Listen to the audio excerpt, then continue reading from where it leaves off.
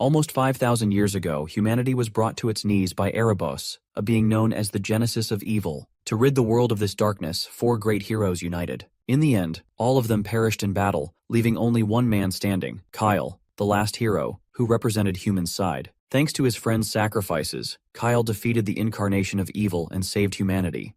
But that was 5,000 years ago. In the present day, history tells a different story, one where Kyle is completely erased from the record. Everyone is taught that it was Lycinus's sacrifice that brought about the defeat of Erebos, the genesis of evil.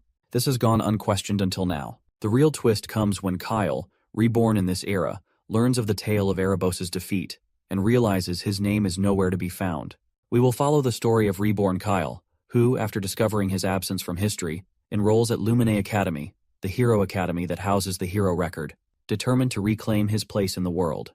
Years have passed since the reincarnation of the hero Kyle, and now the scene is set at the Royal School of Delan.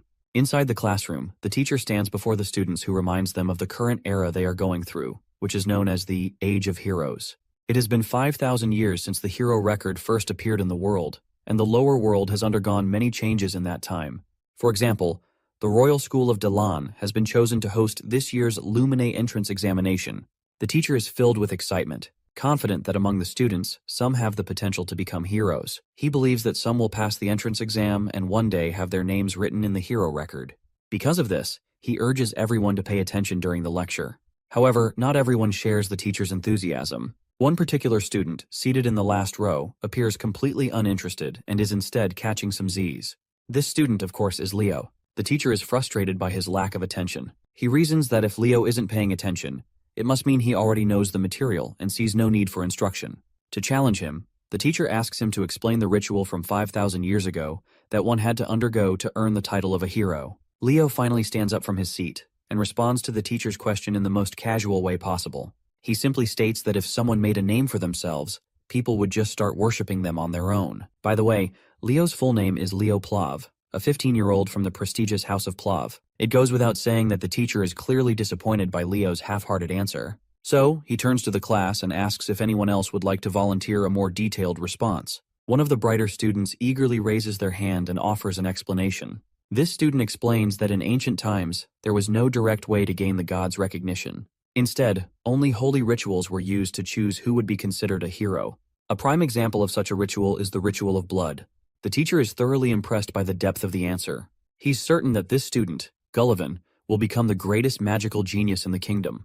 Gullivan hails from House Stratton. Anyhow, it seems like Leo is getting pretty tired of the usual nonsense he deals with on a daily basis. From his perspective, meeting the gods was nothing special back in the day, as it was just a part of life. After all, the gods once gifted the lower world with a miracle to celebrate the great heroes who fought against Erebos, the hero record. But for some reason, Leo can't understand why he's the only one who's been completely erased from history. No one seems to acknowledge his role, and it's starting to get to him. Later, the students gather around the windows, all eager to catch a glimpse of the Zerdinger clan as they march through the corridor. At the front of the group, there's a lady, Celia Zerdinger, a name that piques everyone's interest and curiosity. An announcement rings out, requesting all students to gather in the auditorium for a mandatory assembly, as the Zerdinger clan is visiting the school. As Leo begins to leave the classroom, Gullivan calls out to him. He asks if Leo plans to try and get noticed by the Zerdingers, but Leo, uninterested, simply shrugs it off. He has no desire to get involved in whatever spectacle this is. He just wants to go home. This nonchalance only fires up Gullivan. He can't believe how casually Leo is walking away from such an opportunity. In order to look just as cool as our boy, Gullivan explains that he himself does not care about Zerdingers either, but he's definitely going to check out Celia, especially since he considers her a fellow rival. Well, we can tell that this is just a lie, as he is definitely looking forward to being recognized by Zerdingers. Later, we find Leo in the dojo, visibly worn out after tirelessly swinging his practice stick. He eventually grabs his sword and heads for the exit. Just as he steps outside, he's ambushed by a woman who charges at him with the force of a runaway train. Leo, though startled, manages to block her strike with his blade. It's clear from their interaction that this isn't the first time these two have crossed swords. They have a shared history, one where such exchanges are far from uncommon. The lady is looking forward to sparring with him after so long, and declares that this match to be his final test before she grants him permission to attend Lumine Academy. As it turns out, this formidable woman is none other than his mother. In an instant, she lunges at him again, and their swords clash once again. While Leo is already struggling to keep up, His mother casually remarks that she hasn't even used a fraction of her full strength. Blow after blow, the spar continues, each strike more intense than the last. Eventually, however, Leo turns the tide. His sheer skill and mastery of swordsmanship allow him to overpower his mother, forcing her to surrender. The woman is left in awe of her son's talent and growth. She stands up and, in a softer tone, asks why he's so determined to attend Lumene Academy. Before the story moves forward, a little context about the academy is necessary. Lumene Academy, the Human Hero Academy, is one of the 4 prestigious institutions of the races that house the hero record. Among them, Leo strongly suspects Lumene Academy is the most likely place to uncover remnants of his past life as hero Kyle. With such a compelling reason, it's no surprise that Leo is unwavering in his determination to join the academy. Leo's mother then reminds him that the members of the Zerdinger clan are currently visiting Daylon, and they will be staying at the Plav mansion. Though she personally isn't thrilled about having them in their home, she has a request to make. She intends to speak with Zeiss, the vice patriarch of the Zerdinger clan, hoping that he might be willing to teach Leo the Zerdinger aura technique. She believes that with the technique, Leo will become strong enough to be admitted to Lumene Academy next year. However, what she doesn't know is that her son is determined to be admitted this year. He has no patience to wait another whole year to achieve his goals. Sometime later, we find ourselves at the Plav mansion, where Celia Zerdinger is being escorted into the grounds. As soon as she steps out of the carriage, she can't help but wonder why her uncle chose to stay in a place like this when he could have easily rented an entire hotel for himself. As we know already, she is Celia Zerdinger, 15 years old, a sword princess hailing from the Zerdinger clan. Her primary focus is on the Lumene entrance exam, and she's skeptical about how a small family like the Plavs could possibly help her prepare for it. At that moment, Celia's uncle calls out to her. He is none other than Zeiss Zerdinger, the vice patriarch of the Zerdinger clan. He teasingly asks if she isn't at least a little curious to meet Leo, the very boy who boldly declared he wasn't interested in the Zerdinger clan. Celia remains nonchalant and remarks that if Leo is just a hopeful knight who can't even use aura yet, then, in her opinion, he's probably not all that impressive. Zeiss, however, doesn't share her sentiment. On the contrary, he seems quite optimistic about Leo's potential. Once they enter the mansion, Zeiss steps forward to greet the heads of the Plav household. He exchanges respectful words with Dade Plav, the patriarch, and Reyna Plav, his wife. Both hosts graciously return the gesture, welcoming the Zerdingers to their home with equal honor. Zeiss then formally introduces Celia to Reyna and Dade. The young lady promptly reciprocates their hospitality with a courteous introduction of her own. She expresses her gratitude for being hosted in their home. Reyna steps forward and takes a moment to observe Celia. She notes that Celia closely resembles her father and uncle, both in appearance and behavior. Celia, in turn, takes note of Reyna's striking black hair and red eyes. It doesn't take long for her to realize that Reyna is part of the Zerdinger family, which also makes her Celia's aunt. Later, Zeiss and Reyna, who share the bond of being brother and sister, sit back and begin catching up. During their conversation, Zeiss mentions their recent visit to the Royal School of Dalan, where they had hoped to catch a glimpse of Leo. However, they were disappointed to find that he had already left the school as he was uninterested in meeting anyone. Reyna apologizes on behalf of her son, acknowledging that his behavior may have seemed disrespectful. Zeiss then curiously questions his sister about Leo, asking what kind of person he is. Reyna speaks highly of him, claiming that Leo is unbelievably talented. Her response prompts Zeiss to question whether Leo is truly worthy to inherit the Zerdinger flames. Reyna's praise of her son continues, but she makes it clear that she's not simply speaking as a proud mother. Leo genuinely has the talent and potential to be worthy of the Zerdinger legacy. Zeiss is quite intrigued to hear this. While he trusts her judgment, he feels compelled to test Leo himself before forming a final opinion. Later, we meet Leo, sitting quietly, trying to concentrate. After finishing his little ritual, he declares to himself that he has finally achieved a vessel capable of holding everything he needs. Leo reflects on why he hadn't yet learned aura until now. The truth lies in the unique nature of his body. Accepting aura too early would cause it to naturally adapt and specialize in alignment with the aura. This would limit his ability to accumulate mana and soul energy, two essential components of his long-term plan. In his past life, he had witnessed the danger of uncontrolled power. If he had fully harnessed the abilities and essence of his fallen comrades, he wouldn't have left behind a seedling of disaster. To avoid repeating history, Leo is determined to achieve perfect control in this life. So, the first step in his journey is mastering aura, but he intends to do so on his own terms. Before he can delve further into his thoughts, a familiar voice calls out to him, pulling his attention away. As he turns over, he spots Celia Zerdinger. With a confident smirk, she comments on how he finally seems to have grasped the basics of training. While her words carry a hint of sarcasm, she goes on to offer him guidance in swordsmanship, if he's up for the challenge. Meanwhile, our boy has no idea who the hell she is, so she introduces herself as Celia Zerdinger, the world-class sword princess, if she has to be specific. With the introductions out of the way, Leo gets straight to the point. Although he's feeling quite honored that she thought about him, he has no intention of receiving any guidance from someone he considers less skilled than himself. Needless to say, the girl's annoyed to hear this because his remark comes off like he's trying to suggest that he's stronger than her. To which Leo clarifies that in a deathmatch, she's probably stronger, since he can't use aura himself.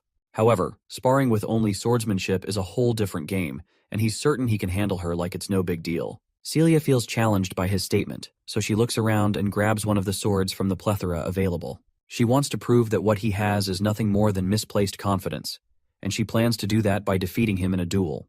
In her mind, even if Leo learns aura, there's no way he could possibly defeat her. She just wants to teach him a harsh lesson in reality.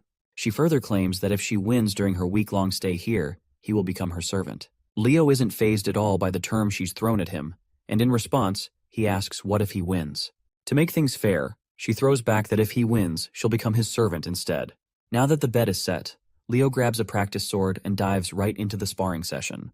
He tries to strike her with his unexpectedly impressive speed, but she easily outmaneuvers him. However, she can't help but notice that his speed is actually quite concerningly good.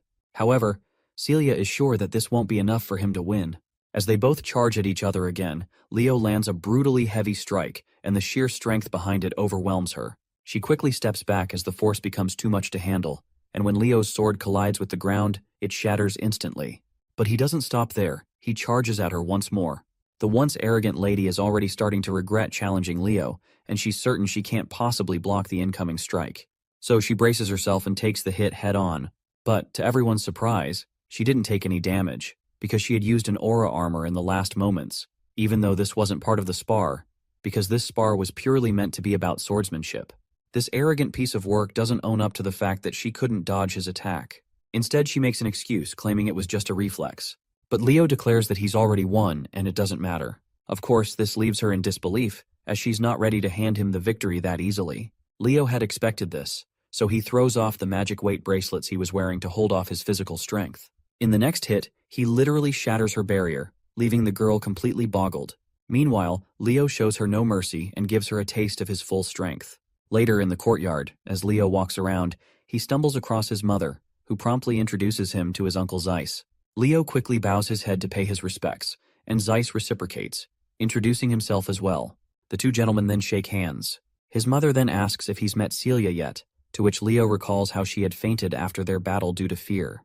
Before Leo can explain to her what happened, a knight approaches Zeiss with a report regarding the lady. Zeiss is fascinated to learn that Leo defeated Celia with a body that hasn't even learned aura yet. He personally expresses his admiration for Leo, saying it's nothing short of impressive. But Leo claims that she just underestimated him. Zeiss then questions what Celia lost in the bet, to which Leo happily responds that the loser was supposed to become the servant of the winner, so basically, Celia is his maid for the next week. As much as Zeiss dislikes this idea, he understands the importance of keeping one's word. Still, he makes it clear that Celia is from the Zerdinger house, so he can't possibly order her around to do maid's work. He hopes Leo will rescind the promise, and in exchange, he offers to personally reward our boy with something far more valuable. But Leo refuses the offer right away. He lets his uncle know that this was a wager between Celia and him, and as long as she retains the Zerdinger name, she needs to take responsibility. The uncle then questions him if he's also willing to let go of the opportunity to learn the Zerdinger's aura breathing method. Leo once again responds with a sassy jab. He believes that an aura breathing method given with the objective of preventing a niece from being humiliated holds no value in being learned. Since Zeiss has no other way around this predicament, he decides to get a little offensive. He questions the boy directly, reminding him that he just declared he would use the direct lineage of the Zerdingers as a servant, and that the Zerdinger aura breathing method is worthless. Leo remains unhinged and unafraid of the consequences about to surround him, simply claiming that what his uncle just said is indeed true. Out of the blue, Uncle's mood softens, and he politely questions our boy if he does not think that what he just declared is impudent and impolite. Leo once again makes it clear that he had no intention of insulting the Zerdingers. He claims that if he were being given the aura breathing technique as a reward for defeating Celia, he would have gladly accepted it. However, he has no intention of accepting it as a bribe just so she can escape the consequences of her loss. You see, if his uncle doesn't want to recognize Celia's defeat, it means they believe she is better than him and simply lost the duel by mistake. But Leo makes it clear that even if Celia had sparred against him in earnest, he still would have won. This leaves Leo's mother even prouder. Her brother is equally fascinated to hear such judgment from Leo. The fact that this kid rejected the offer because he didn't like the way his uncle behaved only highlights how outstanding a child he is. He wishes that a child like this were a Zerdinger. Zeiss then gestures to his knights and orders them to send Celia to the maid's quarters. He turns to Leo and grants him the right to address his uncle without any honorary titles. After that short conversation, Leo parts ways, and Zeiss turns to his elder sister, proudly telling her that once he gets back home, he'll make sure to convince their elder brother so they can teach Leo the mighty technique, Phoenix Breath. Later, the scene switches to Leo's room. The first thing we notice is Celia's totally embarrassed face. She's going bonkers with embarrassment as she claims herself as Celia the maid, who will be in charge of Leo for the next week. Leo is literally enjoying the heck out of it when she calls him like that.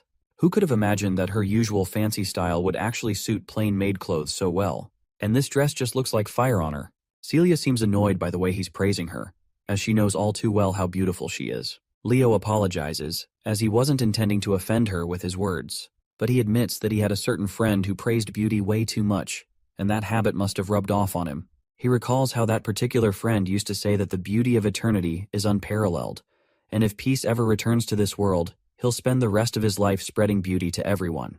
The friend he's talking about is none other than the Dwarven Master Smith, Dweno. Suddenly, Celia's eyes take note of the book Leo is reading, and she curiously inquires about it. Leo explains that he used to read it a lot when he was younger.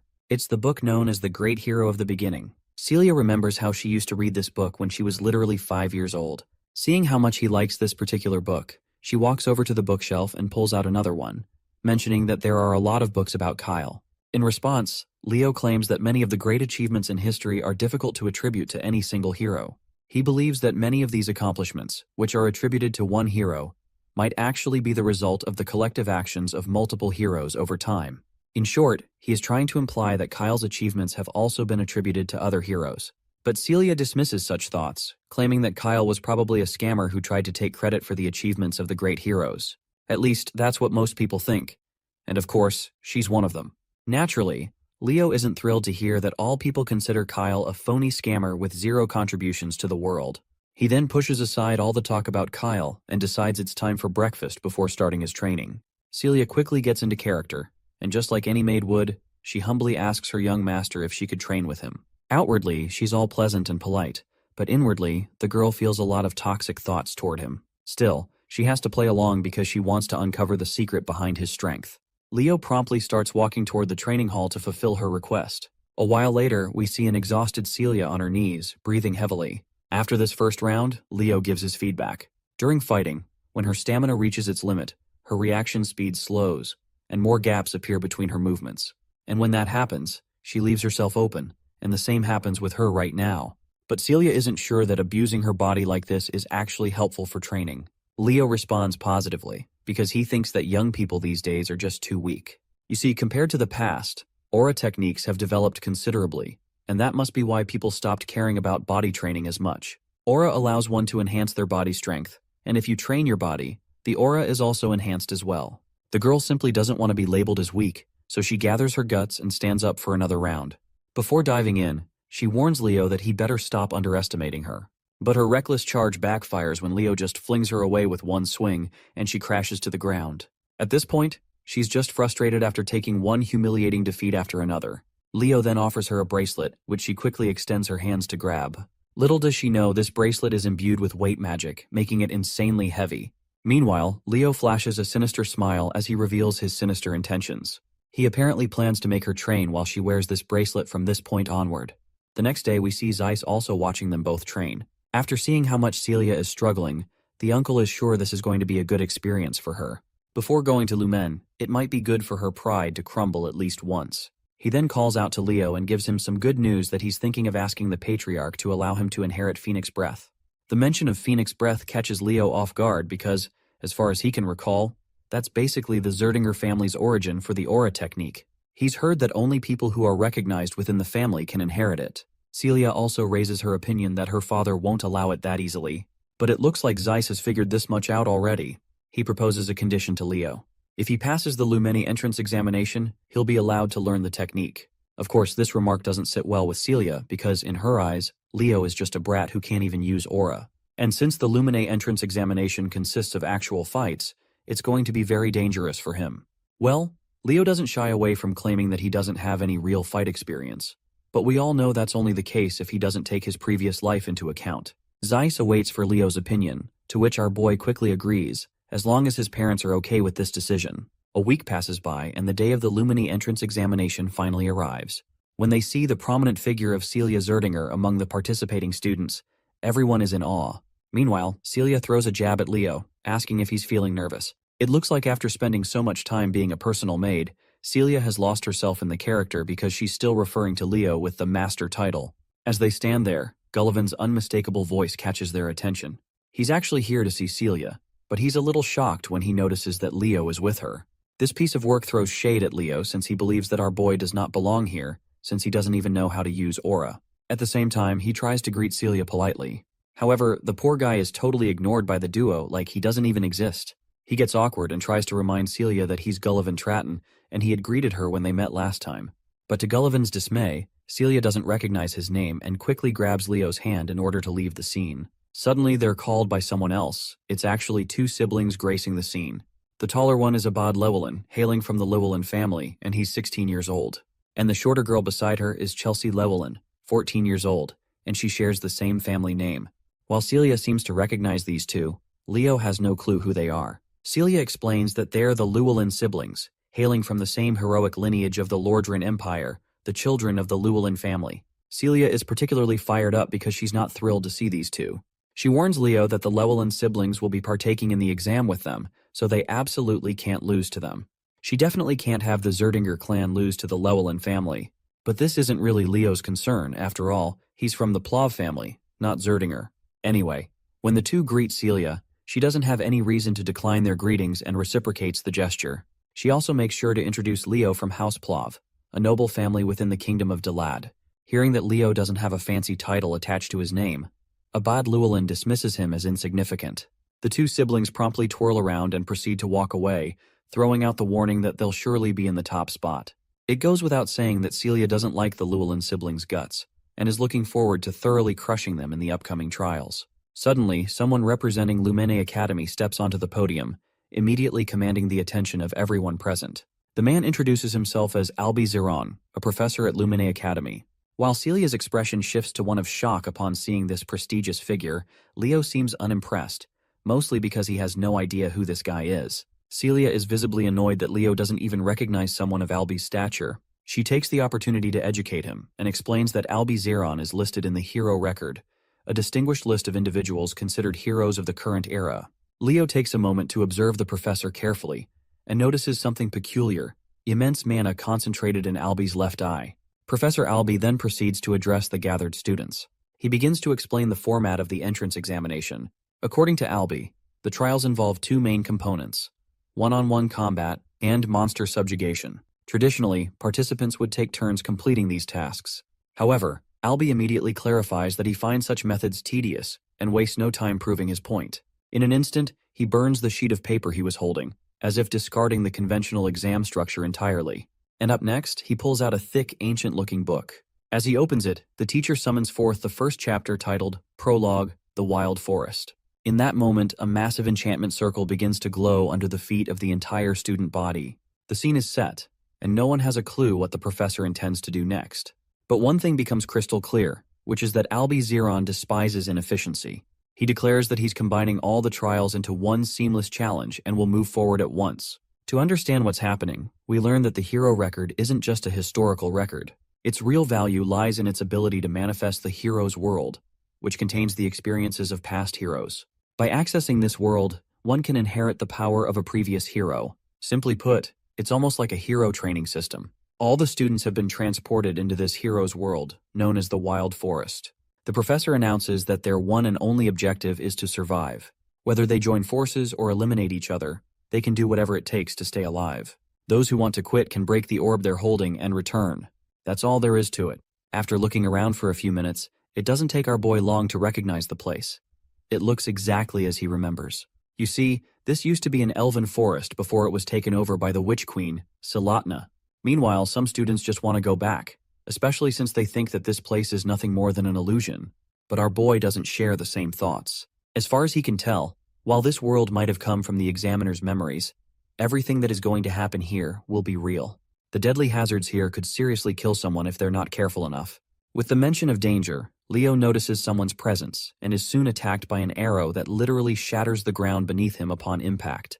Thankfully, he's safe, but when he looks in the direction of the arrow's source, he sees it's the girl from the Llewellyn family, Chelsea. It looks like she has mistaken him for a member of the Zerdinger family, and because of that, she's determined to eliminate him. But Leo quickly makes it clear that he's a member of the Plav family. Chelsea, however, becomes more aggressive, thinking he's lying since she had seen him with Celia earlier. Without hesitation, she casts her magic windsickle. Leo seems impressed as he watches her chant a spell that didn't exist in his past life, but he also notices that the basics of this spell are not much different. Meanwhile, Chelsea is frustrated by how calm and composed he is while facing her. To shake him up, she unleashes her impressive ability at him, but Leo just effortlessly blocks it with a single swing of his sword, and the mana blade she sent at him simply falls away. This leaves Chelsea unsettled. From what she can tell, he didn't even use aura, so how has he blocked her attack so easily? Our boy just rubs salt in her bruised ego by casually claiming that her attack was too simple. He invites her to form an alliance as it will be beneficial for her. He reminds her that the one who survives the longest earns the most points, so as a sorceress, she should at least try to pass one test before getting eliminated. I don't even have to tell you what her response is. She quickly fires back and boasts that she is not your typical sorcerer, she's a battle mage. She's offended by his comment where he called her attack simple. Feeling the sting of his words, she channels all her power to crush him on the spot, just so she can prove she's not the weakling he thinks she is.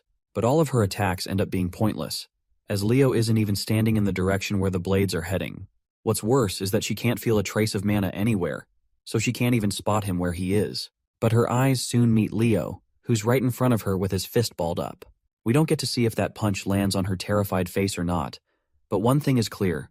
Her knees lose the strength to hold her up, which is a clear sign of victory for our boy. Leo, however, once again reminds her that the offer to join forces is still on the table if she changes her mind.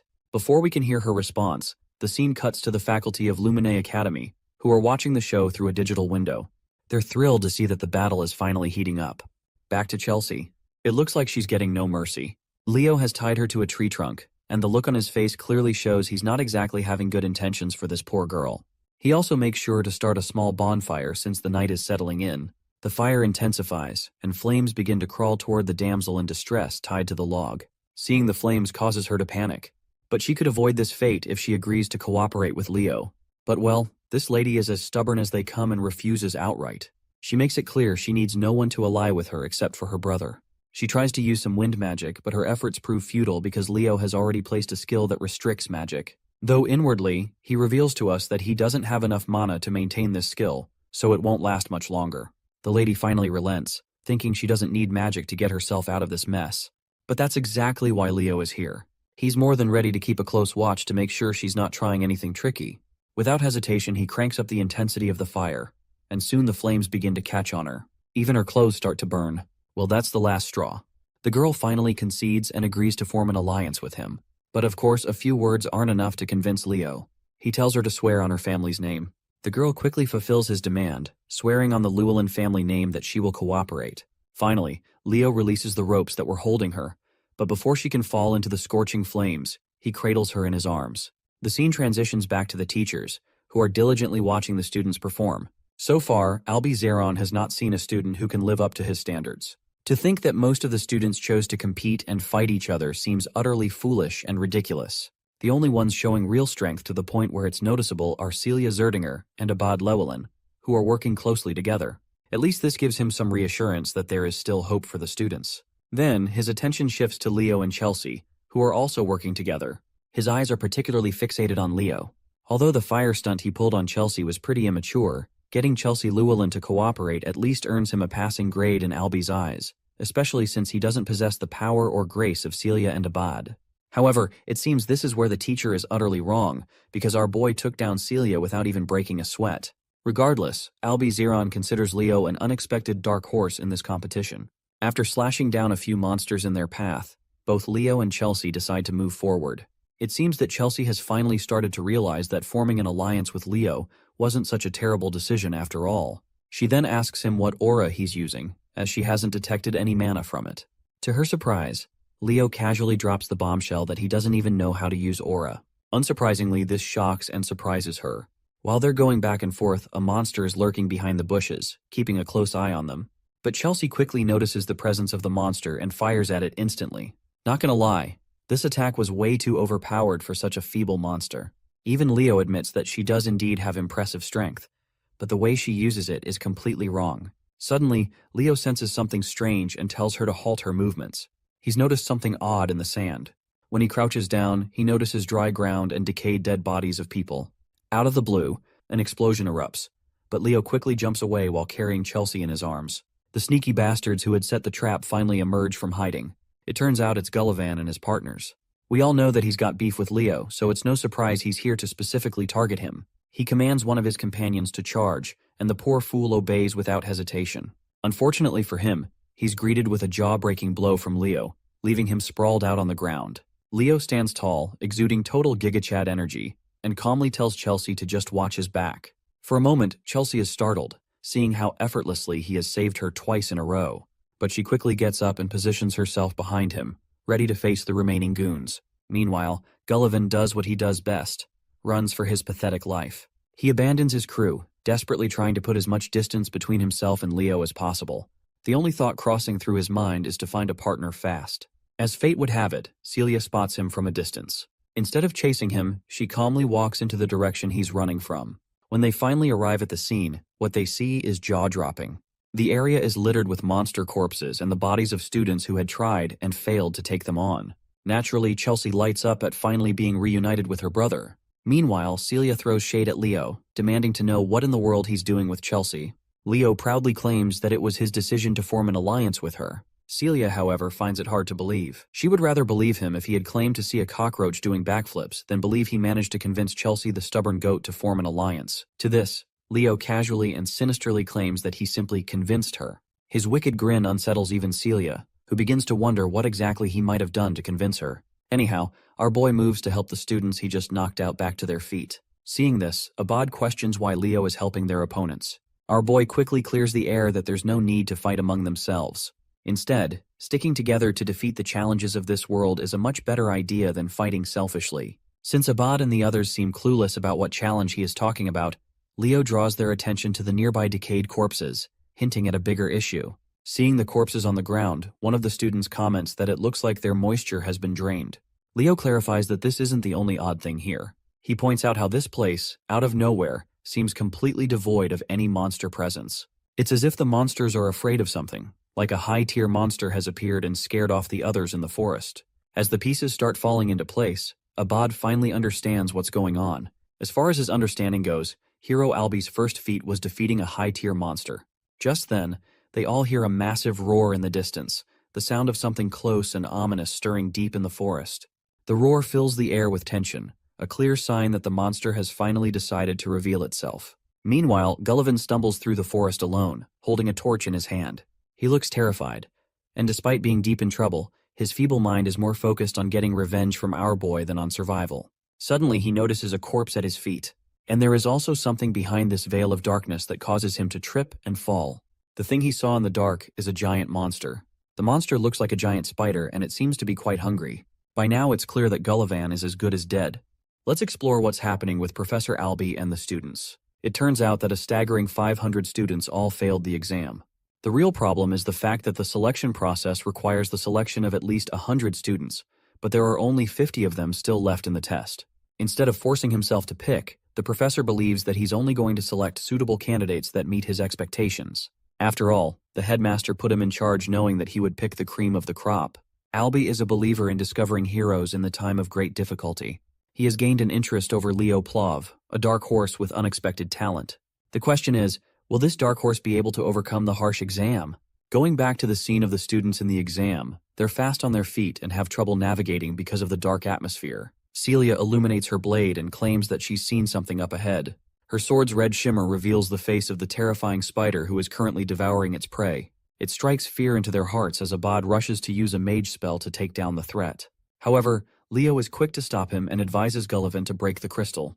Of course, Gullivan is out here becoming breakfast between the spider's teeth, so he can hardly move. He decides to smash the blue crystal, sending a wave of electricity inside the creature's mouth. With their preparations ready, Abad charges his Windfang spell and releases it upon the menacing creature. His attack manages to wound the monster, but fails to deal the killing blow. The four of them are horrified to comprehend the level of threat they're up against. This creepy crawly is the Spider Princess Tarantula, and she's not cute. One student foolishly lunges in with the hopes of a melee attack. He's humbled too soon with a single strike to his body, sending him crashing to the ground. Next up is Celia, who is arrogantly assuming that she'll end the fight with a single attack. Activating the Prominence spell, she releases a sharp yet destructive beam of red, piercing the creature's body and sending it waves of pain. However, the spider is as durable as a tank and quickly recovers, making Celia's approach useless as well. Abad uses this moment to talk her down, claiming that a mage and a knight's destructive power is incomparable. He releases a wind spell, Raphael, to slice the spider in an endless spiral. However, by the end of his attack, he's terrified to find the creature alive and well, staring him down. Sensing that her brother is in imminent danger, Chelsea casts her Windbreaker magic to help him out. Still, Abad suffers a cut from the spider's claw, though his sister's attack cushions the blow with her magic. She comes to check on him after he barely made it without losing an arm. They've tried everything against this monster, but its immensely fast regeneration proves them useless. Despair is setting in their hearts as the Queen Tarantula approaches to finish them. Leo comes in and explains that this creature is the daughter of Salatna. She was a deadly monster within Erebos' army, responsible for incinerating the elf forest. What's more, Leo reflects that the mana he detected in Professor Alby's left eye contains signs of the Fairy King's mana. The tarantula ruled over the cursed wild forest. Not only did she annihilate the forest belonging to the elves, but she also ate the most reliable comrade of the Fairy King who rebelled against her. At the time, Leo believed that Luna responsibly defeated Tarantula, but it turns out the reality is different. The tarantula survived thanks to devouring the Fairy King's assistant, who possessed the source of infinite life energy in the form of an invaluable artifact, none other than the Ring of Life. Abad is as stubborn as a log, and thinks that it's only right for him to take out the monster if it's a part of the exam. Both he and Celia decide to unleash consecutive strikes in the hopes of defeating the creature on their own.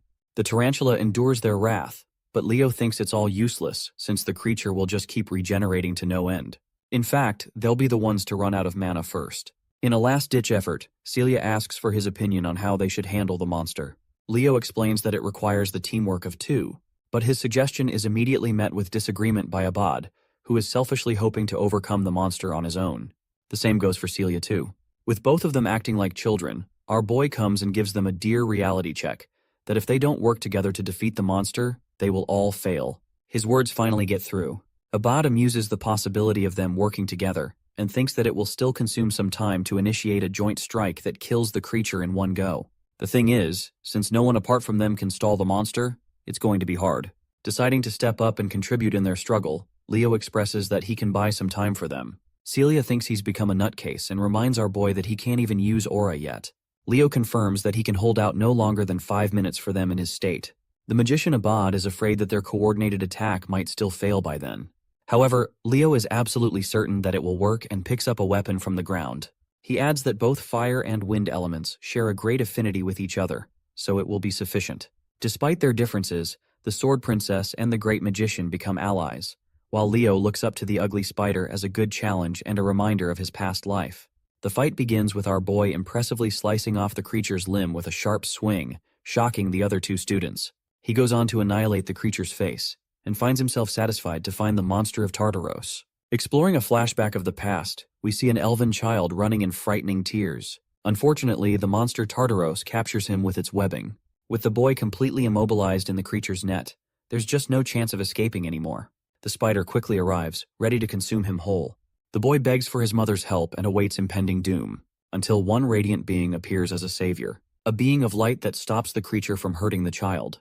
Luna felt infuriated with the creature wreaking havoc on her homeland, and going as far as to devour the contractor responsible for being the right-hand man of the elven forest. Luna releases a light attack aimed at the toothy creature.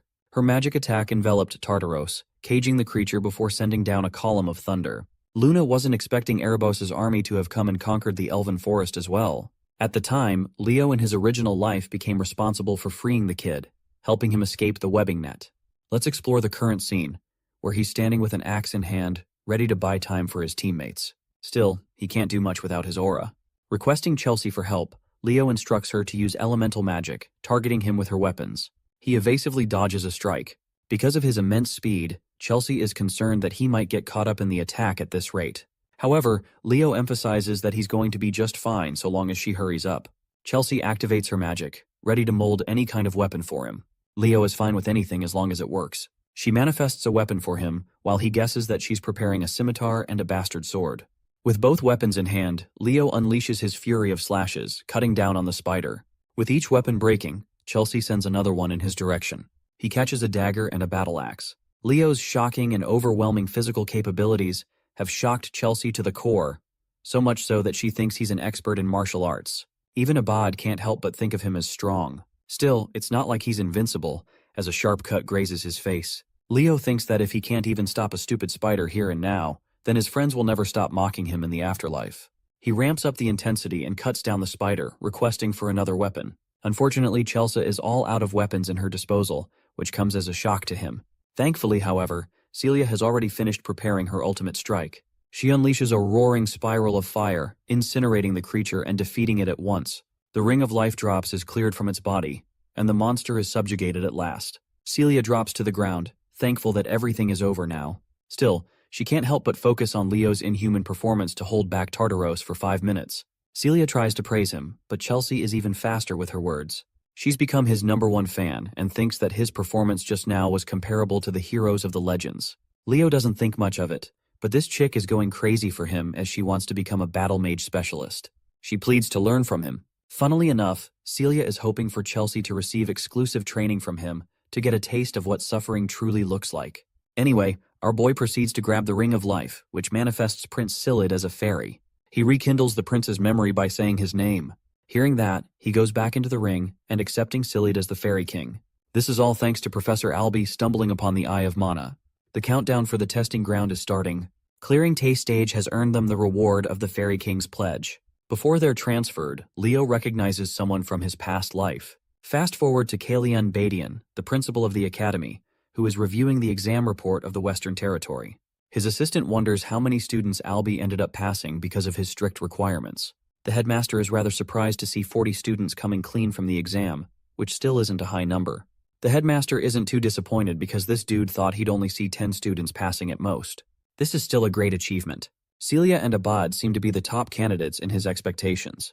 The headmaster heard that there was someone who was recommended as the representative for the year. It's shocking enough that Albie of all people recommended a student. They're almost certain it has to be either the Zerdinger or Llewellyn candidate. But as it turns out, this candidate is someone that no one's heard about before, a name that exceeds both Celia and Abad in performance. We come to Professor Albie's side of things, who is sharply assessing the boy's abilities. He recommended the student Leo Plav as the representative of the Night Division. The headmaster expresses shock for the professor to speak highly of this brilliant student. He specifically described this candidate to boast the talent of a hero. Now that the examination is all done and settled with, our boy is enjoying a hot sauna all to himself, relishing in its warmth. The reward for clearing the exam is the Fairy King's pledge. Now when it comes to clearing a hero's living world, there isn't supposed to be a typical reward, but strangely, he was given one as the exception. Leo doesn't understand why and sees his mother standing in front of him. She confronts the boy, questioning if he knows why she was expelled from the House of Zerdinger. In an effort to rescue an ally, she ended up losing control and unleashed the flames of Zerdinger. But she hasn't come to regret her decision, not even now. Fixating her attention to her only son, she wants the boy's incredible talent to be steered in the right direction. Also, she's most delighted to congratulate him on being accepted into the academy. Stepping foot in the glorious Lumeria city, the students are requested to collect their belongings before stepping foot outside the gate. Lumeria is the centerpiece of the world, and its most prized institution is the Lumine Academy. With Leo finally having arrived, his uncle comes to greet the boy and shares his congratulations for passing. Leo wonders what he's doing here, and learns that the House of Zerdinger is currently busy resolving an unending debate that has been going on for at least a month's time.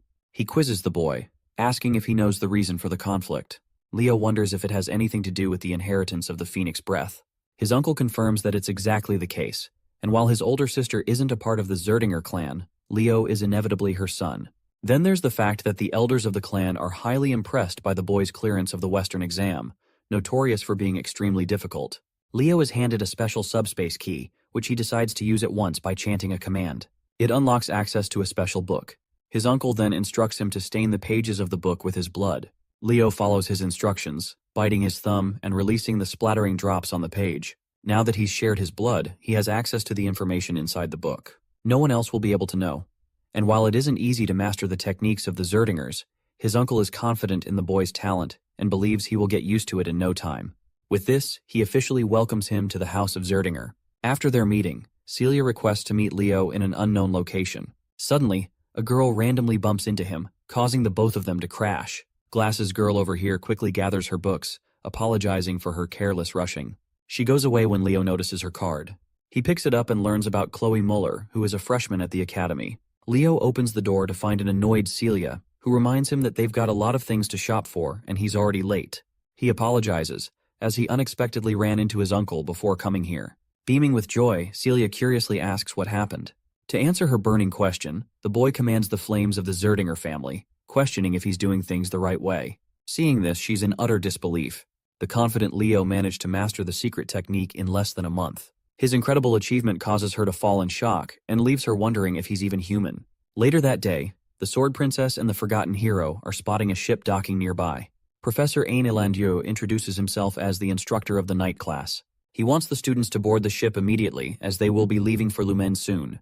The journey begins with the students leisurely enjoying their time. Leo and Celia look like a couple, which causes a confident young fellow to release a comment that gets on Celia's nerves. This an alchemist from the kingdom of Moira, and he's a merchant with everything to sell. He attempts to do business with the couple in case they need supplies at the school. Leo introduces himself by his student identity and explains that he belongs to the kingdom of Delad.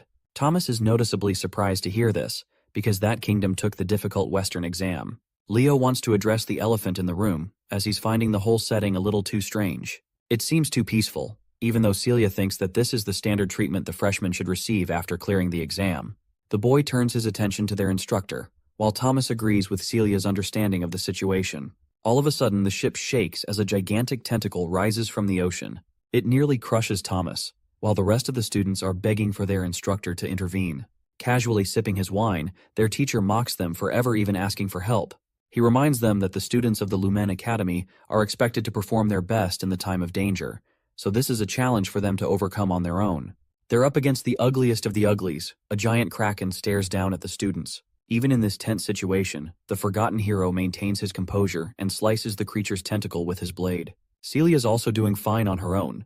Experiencing the fiery attack of the Sword Princess, the kraken reacts with a water spray, causing Celia to get drenched. The monster grabs Thomas, who's shouting his mouth off. Seeing this, both Celia and Leo come rushing full speed to slice the creature down. With the alchemist's greed, he offers his shock. He was expecting the Sword Princess to do well on her own because of her reputation, but he wasn't expecting another student to be just as fierce. Poor Thomas nearly gets crushed by a frozen tentacle and shouts at the person who could have killed him just now. Chloe, the glasses girl that bumped into our boy, is commanding ice magic and holding the monster off on her own. She talks down on the alchemist, who is needlessly becoming a burden in the fight instead of staying behind. Thomas confesses that people like her don't give a damn about those weaker than them trying to help. With another piece of tentacle crushed, we get to see the dynamic duo of Abad and Chelsea rising to the scene. They're still not done with their rivalry between the two clans. Still, the battle mage has her eyes set on our boy despite being enemies. With numerous monsters in the lake teeming on their way to the academy, the instructor thinks this is the perfect welcoming party for the freshmen. Enjoying his wine, he comments on the top performers: Chen, Celia, Abad, Chloe, Walden, and finally Duran, Moira. The captains of each region are performing excellently against the threat. However, beyond them is a student that has overshadowed their performance. An unknown freshman with no commanding dominance in any region. His swordsmanship is the definition of perfection, and he's reacting as if he's predicting every attack. The instructor is glad that he's going to see the boy unleash his full potential in his classes. Anyway, the useless alchemist is quick to run out of his potions as they finally arrive at their destination. Hopping off from the ship, the instructor expects the students to get used to the monster treatment, since they're going to deal with it a lot. It's time to explore the glorious entrance hall. The Lumini Academy's training grounds are extraordinary. Many spectators are hoping for the freshmen to put on a good show. The entrance ceremony is soon to begin. The Night Division is grouped by their instructor, who wants the captains to come to the front of the lines. The headmaster of the academy oversees the announcement, expecting great things from the hero candidates of this year. Kalian emphasizes to the students that if they ever want to become strong heroes, they'll have to risk their lives and always be expected to surpass their limits. Slamming his fist to the ground, the headmaster believes that if they can't do the bare minimum of what he just mentioned, then they don't belong to the prestigious institution. And then a second later he melts into a grandpa, acting like he didn't just intimidate the crap out of them. Kalian points out and asks why they've all gone quiet all of a sudden. His radiant reputation and image as the brilliant swordmaster slowly gets tainted by the day. Next up is a speech from the freshman representative, a name that the first years are looking forward to. It's not Celia, Abad, Chloe, or anyone else. Only Leo Plav's name is chanted, coming as a shock to even him. He quickly turns to the professor and realizes that he must have recommended him. Leo approaches the podium and addresses the professors and seniors with his speech. While this is going on, many students are bickering about the talks of this unknown student. They don't know what happened or who even is. The speech comes to an exhausting end, as Leo Plav is inquired about his goals as the representative of the year. He realizes that their goal is to intentionally provoke the finishers behind him. Leo offers his words in a very polite and professional manner, drawing attention from the other instructors. They think it's going to be a very reserved ceremony, until our boy goes crazy and openly declares that he's ready to accept any of them challenging him for the position. This hostile and bold announcement provokes the top rankers, but Leo doesn't really care about who it is he has to go up against. With the announcement settled, the students go to their dormitories. From tomorrow, exploratory classes will elapse for 1 week. This is a special grace period for the students to take any class which will later help them decide 3 subjects to major in. The students are promptly advised to rest up so they don't face a first-day late class. Leo's room is designated right next to Thomas, who is excited for his first class tomorrow. They exchange a goodnight greeting and Leo collapses on his bed. His mind is busy wondering what he's supposed to accomplish in the academy. Seizing his place in the best institution, he desperately hopes to find his long-lost hero record. The next day at the cafeteria, Thomas wants to share a seat with our boy who doesn't really care and approves the request. Leo receives an annoyed visitor, someone he isn't familiar with. This guy is Duran from the Central Region, and he's here to confirm if the challenge he stated in the announcement carries any weight. Leo understands that his speech was provocative in its fullest. After all, it invited a stranger to take him on in an aggressive manner. Duran thinks he's some hotshot of the Central Region, but Leo simply doesn't give a flying fuck and continues drinking his fruit juice. Pissed for being taken lightly, Duran lashes out by releasing a thunderous kick, sending the table flying. However, Leo's inhuman speed helps him rearrange the ingredients and reform his perfect cheeseburger. This man is the definition of class as he made a meal out of the occasion. Leo provokes him, stating that he just couldn't ignore free food to waste away like that. Duran, on the other hand, is in the mood to kill this guy with his every word. He thinks the freshman representative is much weaker than he is, which his ego can't stand. Intervening the fight, their instructor casually rests both his arms around the 2 students. He politely mentions their ranks as the representative as well as the captain of the region. The instructor is hoping they're prepared to receive due punishment for engaging in a fight on the first day. You can just see both their faces crying for help. Let's jump ahead and visit the first exploratory class of the night department. For some reason, Celia is concerned why Leo isn't around. He emerges at last, completely exhausted for breath. His condition invites Celia's attention, because she thinks he fought with someone. Leo decides not to say anything for the time being. Class is about to start. Ain introduces himself as the instructor of the first-year night classes. Thomas notices that Duran is on bad terms with Leo already, while their teacher Ain talks about the 3 main powers derived from mana. The first being magic energy, the second is soul energy, and finally we have aura. Of the 3, aura is deemed the most difficult to handle. Celia adds that it's because aura requires losing mana fluidity during the conversion process. Her answer is spot on, as magic and soul energy tend to use mana in its natural state. But aura, on the other hand, absorbs the mana and converts it to suit the body. He demonstrates what an aura looks like and wonders if any of them knows how to use the processed aura from their bodies. Collecting her thoughts, Celia fails to come up with a reasonable answer. The freshman representative breaks his silence and explains that utilizing an aura's power requires the burning of mana. He's reached the right conclusion as pointed out by the instructor, which then makes him ask about the most crucial aspect of the process of burning mana. Leo quickly responds, stating that it is stamina. Impressed by the boy's understanding of aura, Ain asks if he's ever studied the concept before. Turns out he hasn't, which is yet again another impressive feat. A person who hasn't even studied aura somehow extensively managed to grasp its true essence. Deciding to put an end to the theoretical explanation, Ain thinks it's about time they do a little exercise. Using his aura, he casts a wave-like platform called the Aura Step. This fundamentally relies on concentrating one's aura power into their legs. Ain descends to the ground and excitedly mentions that the applications of aura are practically endless. Some of the other students experiment and spar with each other, while Celia teases our boy. She's ready to teach him how Aura Step works, so long as he calls her sister. Leo doesn't feel the critical need for her help, as he's fine with knowing the principles of aura. Noticing Duran on the side, the instructor thinks it's a good time to address the commotion scene in the cafeteria. Some students like Chelsea don't know what happened, and Thomas strokes her curiosity even more with his commentary. Both Leo and Duran are called to the front by the instructor. First, Ain confronts Duran and asks what ticked him off so much. After hearing Duran's dismissive reply, the instructor decides to offer the perfect suggestion.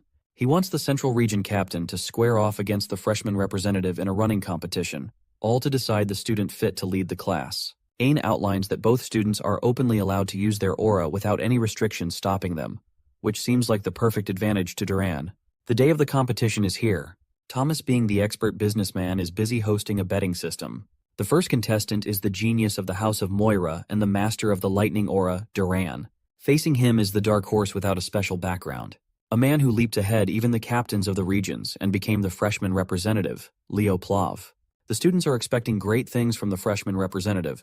After all, they're extremely underwhelmed to find that he can't even use a simple move like Aura Step.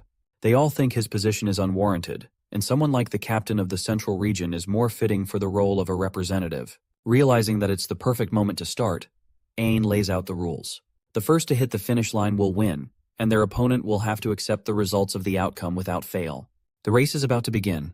Even Celia thinks this competition is a stretch for Leo to win. Duran specializes in speed, not to mention his blazing fast lightning aura. Even against those odds, Celia is hoping for Leo to subvert everyone's expectations by pulling the impossible. As soon as the professor yelled go, the racers blasted off. Duran Moira cloaked himself with a lightning aura, confident that his speed would leave Leo in the dust. With impeccable running form, our boy was unfazed by the weak trash talk near the starting line. As the crowd expected, it looks like the cool representative of the Central Region is going to make quick work of the track. On the other hand, the freshman representative is lagging behind. Leo started infusing a bit of aura into his feet to kick it up a notch. The audience quickly labeled him a bastard who scammed his way into getting the representative role. In the midst of the crowd, which unanimously opposed him, a lone flower is cheering on Leo. Chelsea Llewellyn's passionate shout of support stood out. Focused on crushing the opposition, Duran continuously lived up to his family's signature attribute. He really is lightning fast. Seeing him cross the halfway point in such an inhumanly short amount of time got Carr worrying about his buddy. It seems like Leo will be on the losing end if he doesn't step it up. So, the young man looked around the track. Much to everyone's surprise, he did not push to go faster but decelerated instead. Once his momentum was dead, Leo started running out of the track and into the walls. While it's true that Celia Zerdinger believes in him, there's just no logical explanation for his actions. He looks like an idiot. As everyone watching was puzzled, confused, and lost, Leo was focused on increasing the aura density in his feet. With multiple successive inhuman jumps, he fully went off track into the grass and finally leaped up into the stands. He turned around and watched nonchalantly as Duran stretched his lead with consistent speed. Leo's aura density reached its peak, the fiery force in his feet cracking the stands he was standing on. With one powerful leap, he launched himself back into the track with immense momentum. It was so staggeringly impactful that the jump left a small explosion in his wake, distracting Duran for a moment. From that explosion, Leo came lifting off like a red meteor blazing through the rest of the track. The cheeky devil even taunted his opponent as he flew past Duran, calling the arrogant brat a slowpoke. The speeding meteor quickly reached the finish line. His graceful landing was a sight to behold.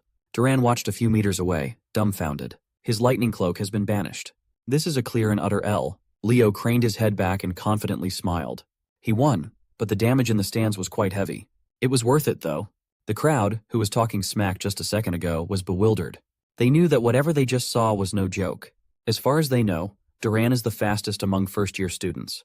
To think that anyone would beat him is just absurd.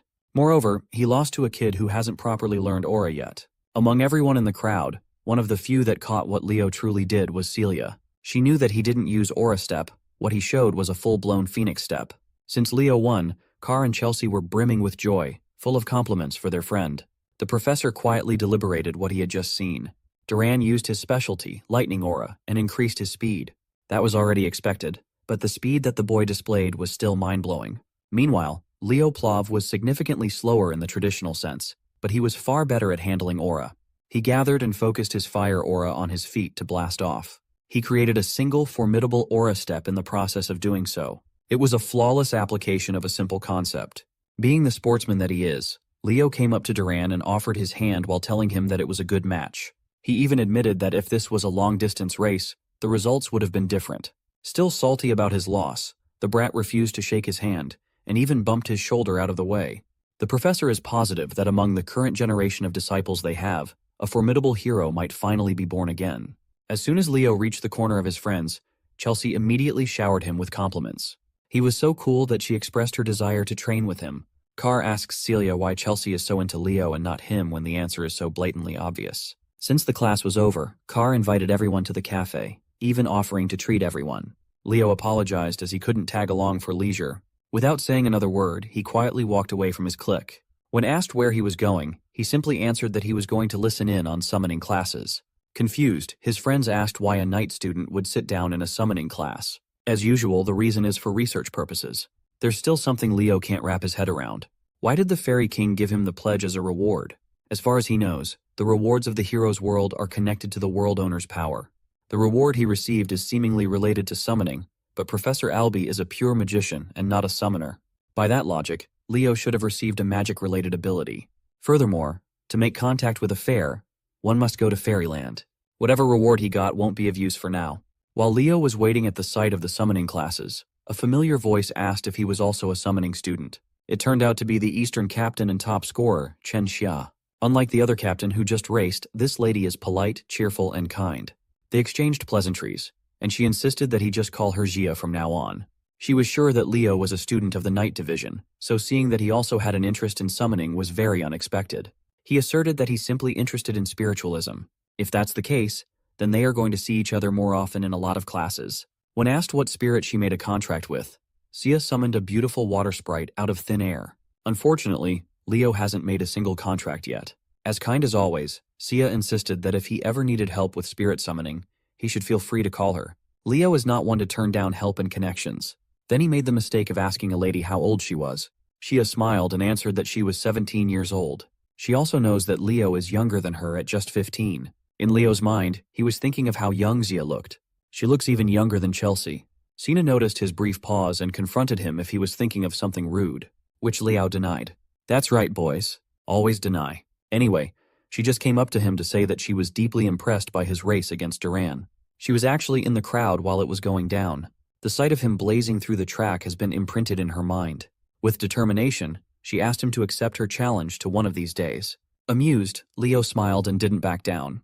After meeting all sorts of bombastic characters, it's nice to finally meet a normal person. And so, the Summoning Division's exploratory class has officially started. Right from the get-go, their venue was unusual. Instead of a classroom, they are out in the fields. A few notable figures are present. These two have faces and white hair, so they must be real characters instead of extras. Leo scanned the area and saw a very low number of students congregating. She already expected as much. Summoning isn't a popular choice after all. Just as he was wondering why the class was being held outdoors, the answer came flying down from the skies. A massive, scaly body with wings that covered the sun flew over the students' heads. The creature landed, displaying its fearsome figure for everyone to see. It was a black wyvern. Some of the students with paltry willpower lost strength in their knees as soon as they saw the beast. Then, the woman riding on top of the wyvern smiled and asserted that her wyvern seemed to have taken a liking to this class. She jumped off her mount and introduced herself as Yura Marin, the summoning teacher who's going to teach the freshmen for the entire school year. Yura is a grade A beauty with her long white hair, toned body, and devilish features. The hormonal students just wanted to become their teacher's summon at this point. Leo reckoned that if Pervy Dueno had been here, he would have lost his mind at the sight of a woman with a different type of charm than Luna and Lycinas. He would surely be inspired to make more cultured art. Going right into business, Miss Yura addressed her little greenhorns. The fact that they are in this prestigious program must mean that they have some talent in the field. The freshmen answered affirmatively. Miss Yura liked how confident they were. So they will be moving to the practice area immediately. She called in Carlo, the first-year summoning class associate professor, to bring out the griffins. Miss Yura explained that they would be riding together in groups of 2. They have enough griffins to accommodate everyone's asses. The problem is, this is everyone's first time handling something as finicky as a griffin. As soon as she heard a complaint, Miss Yura's eyes turned hostile as she asked if they wanted to listen to her lesson or not. Jumping on top of her black wyvern, she announced that those who think they can't ride a griffin should just quit and go back. Her scaly beast mirrored her intensity. It roared and flapped its wings, taking off while establishing dominance. While everyone was shaken, a long student stood proudly and unbothered. Associate Professor Carlo interjected lightly, telling the kids to hurry and follow the professor. Once they got over their initial fear and uncertainty, Most students found out that the griffins were gentler than they thought. Some of these four-legged birds are very tricky to deal with, though. It's just the luck of the draw. Leo and Zia partnered up for the activity. She politely asked if she could hold the reins, and Leo gladly gave way. And so the students were lifted off the ground 2 by 2. Those who adapted quickly caught up to the professor's pace, bypassing the sea by taking to the skies. They were not expecting to be allowed to do something so bold as to ride a griffin on the first day. As expected of Lumine's top-notch programs, everyone's uneasiness regarding the griffins is practically erased. Some students were even bickering as to who should hold the reins. Xia and Leo were breezing through the sky with Xia as the driver. She was a bit worried, but the griffin they got is a real sweetheart. But it's still best to be careful. Griffins are difficult to control for first-time riders. Seeing that everything was going swimmingly, Miss Yura decided to shake things up and pulled out a whistle. She blew on it with strength, emitting an imperceptible sound that only the griffins could hear. As soon as the four-legged birds heard the tune, it was as if something primal awakened inside of them. Their talons protruded in full display, and all of the birds started behaving erratically. The weak-willed students turned to the professor for help, not knowing that she's the reason why the beasts are going out of control. Miss Yura reckoned that those who can't even handle an out-of-control griffin should not call themselves a student of Lumine Academy. Even Zia, a reasonably experienced young summoner, was struggling with their bird. While she was trying to wrestle the bird with the reins, Leo grabbed her hand and waist to stabilize her seat. He warned her that griffins are prideful beasts. Trying to overpower them with strength will only make them act out even more. He was gentle with his touch. Leo finessed her fingers in subtle ways to keep the rampaging mount in control. Taking over from behind, he shifted gears and made the griffin fly faster than ever. They were going so quickly and steadily that they eventually passed the professor and her associate. Miss Yura praised his control over the beast. She turned to Carlo and confirmed if the first-year representative was an applicant for the night major. According to the records, that should be the case. He's riding so good that she wonders if he has a personal griffin back home. However, according to Carlo's records, Leo is not from a noble household that can afford one. That must mean he's operating purely on talent alone. It's still early in the class, but Miss Yura is optimistic that she might have just found a hidden little gem. After that sky debacle, every student eventually reached the island of summons, every summoning major's practice grounds. A lot of the kids were throwing up on the beach after such a nauseating wild ride. On the other hand, Leo is just roaming the white sandy beach in search of a suitable fruit. When he finally found one with the right size and ripeness, he motioned to pluck it off the tree and saw a burnt feather. His mind started racing with possibilities, but he kept it to himself for now. After grabbing the ripe fruit, he fed it to the griffin as a sign of gratitude for bringing them to the island safely. With everyone accounted for, Miss Yura called everyone to gather up. From now on, they will be taking a practical exam on the first day, no less. Some of these kids just wanted to check out the exploratory class period, but now they're facing an impromptu exam. Miss Yura explained that compared to the other two majors, the path summoners must walk goes much further. Everyone should already be aware of that. For summoning, just having control over mana is not nearly enough. In order to make a proper contract with a suitable spirit, one needs the proper spirit affinity. To command your summons adeptly, adequate taming ability is a necessity. The path is hard and complicated. That is why the number of summoner heroes is vastly lower than that of the other two traditional classes. However, compared to other heroes, summoners who rise to get the title accomplish much more than the vast majority. Great summoners have deeply etched their names in history. That is the allure of being a summoner. Every student here wishes to become that sort of legendary figure in their own right. Eliza Hergen, from the renowned summoner hero family of the North, the Hergen clan, stepped up to the challenge and asked the professor what sort of exam they must face. Miss Yura explained that, as the name suggests, the island of summons is full of beasts and spirits. Since a summon is considered a form of weapon for summoners, the exam will test every student's taming ability. With that in mind, the contents of the test are simple. They just have to tame a summon in the forest and bring it back to the beach. After taming and making a contract, they are free to keep the summons. The students erupted in celebration. It's not every day that they get an opportunity to tame their own beast. While everyone else is rabidly running into the woods, excited to find their new pets, Leo just calmly walks into the forest. Surprisingly, Eliza followed him from the entrance. The rumors of his victory over Duran have quickly spread. Seeing him in the summoner class, she can't help but say hi. The other prominent students in the class took note of this interaction. Leo waved Eliza off and nonchalantly insisted that he was just doing the best he could. Seeing him dismiss her like she's some random commoner infuriated Eliza. Observing her students from afar, Miss Yura can already see the key members of her freshman class. A few minutes later, quite a few students had already started the process of taming their chosen beasts. None of them caught Leo's attention, though. Some of the students noticed that the freshman representative was going a bit too deep into the forest. Some were praying for his downfall, thinking that he'd fail to tame a summon, receive a 0, and run back to being a barbaric knight major. Unbothered by all the hubbub, Leo followed the trail as deep as he could. His guiding light is the feather he saw from the orange tree earlier. A few minutes ago, its tip was burnt badly, but now it's back to pristine condition. He found a clearing in the middle of the woods, and after making sure that he wouldn't be interrupted, he summoned the Zerdinger fire inside him and scorched the feather into ashes. Feeling an oppressively burning sensation coming from behind, his suspicions were confirmed. Back in Leo's hometown, life had slowed down now that the kid had flown off the nest. Reina is cooking some Ghibli movie quality food outdoors. Even so, she's still worried about her little boy. It's technically his first day of school, so there should be no need to get so worried and riled up, right? If Reina could see what her boy was getting into, then she would know that getting worried was not unreasonable. She tried to assure herself that Leo would be fine. He's a strong boy. Meanwhile, that boy is being cooked by the most intense heat one can imagine. He's being surrounded by the fire from one of the 3 great summons, the legendary Phoenix. With a voice that commanded flames, the Phoenix was confused to see a mere child using the flame of Zerdinger. The legendary beast only showed up when smelling Reina's flame. Hearing his mother's name, Leo asked the Phoenix how he knew his mom. It seems like the Phoenix showed up just in time then. The legendary beast is surprisingly acquainted with Leo's mom. It asserted that it owed Reina a great debt. This is Farina, one of the 3 mystical summons, the elusive Phoenix. She properly introduced herself, giving Leo the respect worthy of Reina's blood. Leo Plov returned the respectful introduction with one of his own, and asked Farina to elaborate on her relationship with his mom. The Phoenix confessed that Leo's mom saved the life of Farina's summoner, Ellen Lunda. Hearing the name made him jump in fright. Ellen Lunda is a proper hero. The incident happened while Ellen was clearing a dungeon in Siren. She had lost all her comrades and was in danger of losing her own life at that time. Then, Reina Zerdinger came in scorching hot to save her. She was a dignified knight, but in the process of saving the hero, Reina lost her blazing aura. If it hadn't been for that event, Reina would have surely reached the coveted seat of the heroes. It's Leo's first time hearing the whole story, but his mother always said that she did not once regret what she did that fateful day. Farina laughed, knowing that Reina really was that kind of knight. Changing the subject, Leo asked why a legendary phoenix would be in Lumen. Unfortunately, she can't tell her the reason. Farina was also confused as to why a little knight would be on the island of summons. When he professed that he was also taking summoning lessons, Farina was prompted to take a closer look at the boy.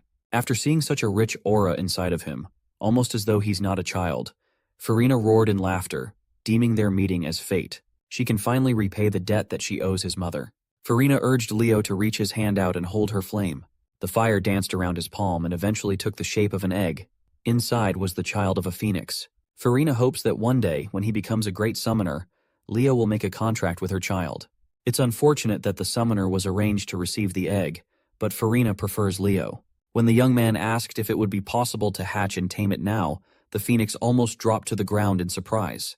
Before she could stop him from trying to initiate the process, a fiery light had already appeared around the boy's body.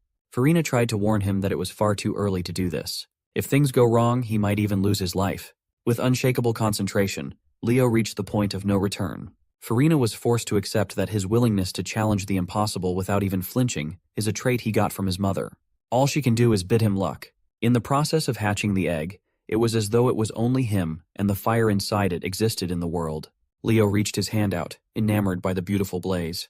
As soon as his palm touched the little fire, it grew into an unstoppable wild flare. Leo panicked and pulled his hand away. The heat is starting to make it impossible to breathe. This is the caliber of Phoenix Flame. This trial must be a way for him to experience what the mythical beast goes through. As a result of burning their bodies to emit powerful flames, a phoenix must endure unbearable pain every day. They live with burning flesh for an eternity while continuously regenerating at a monstrous rate.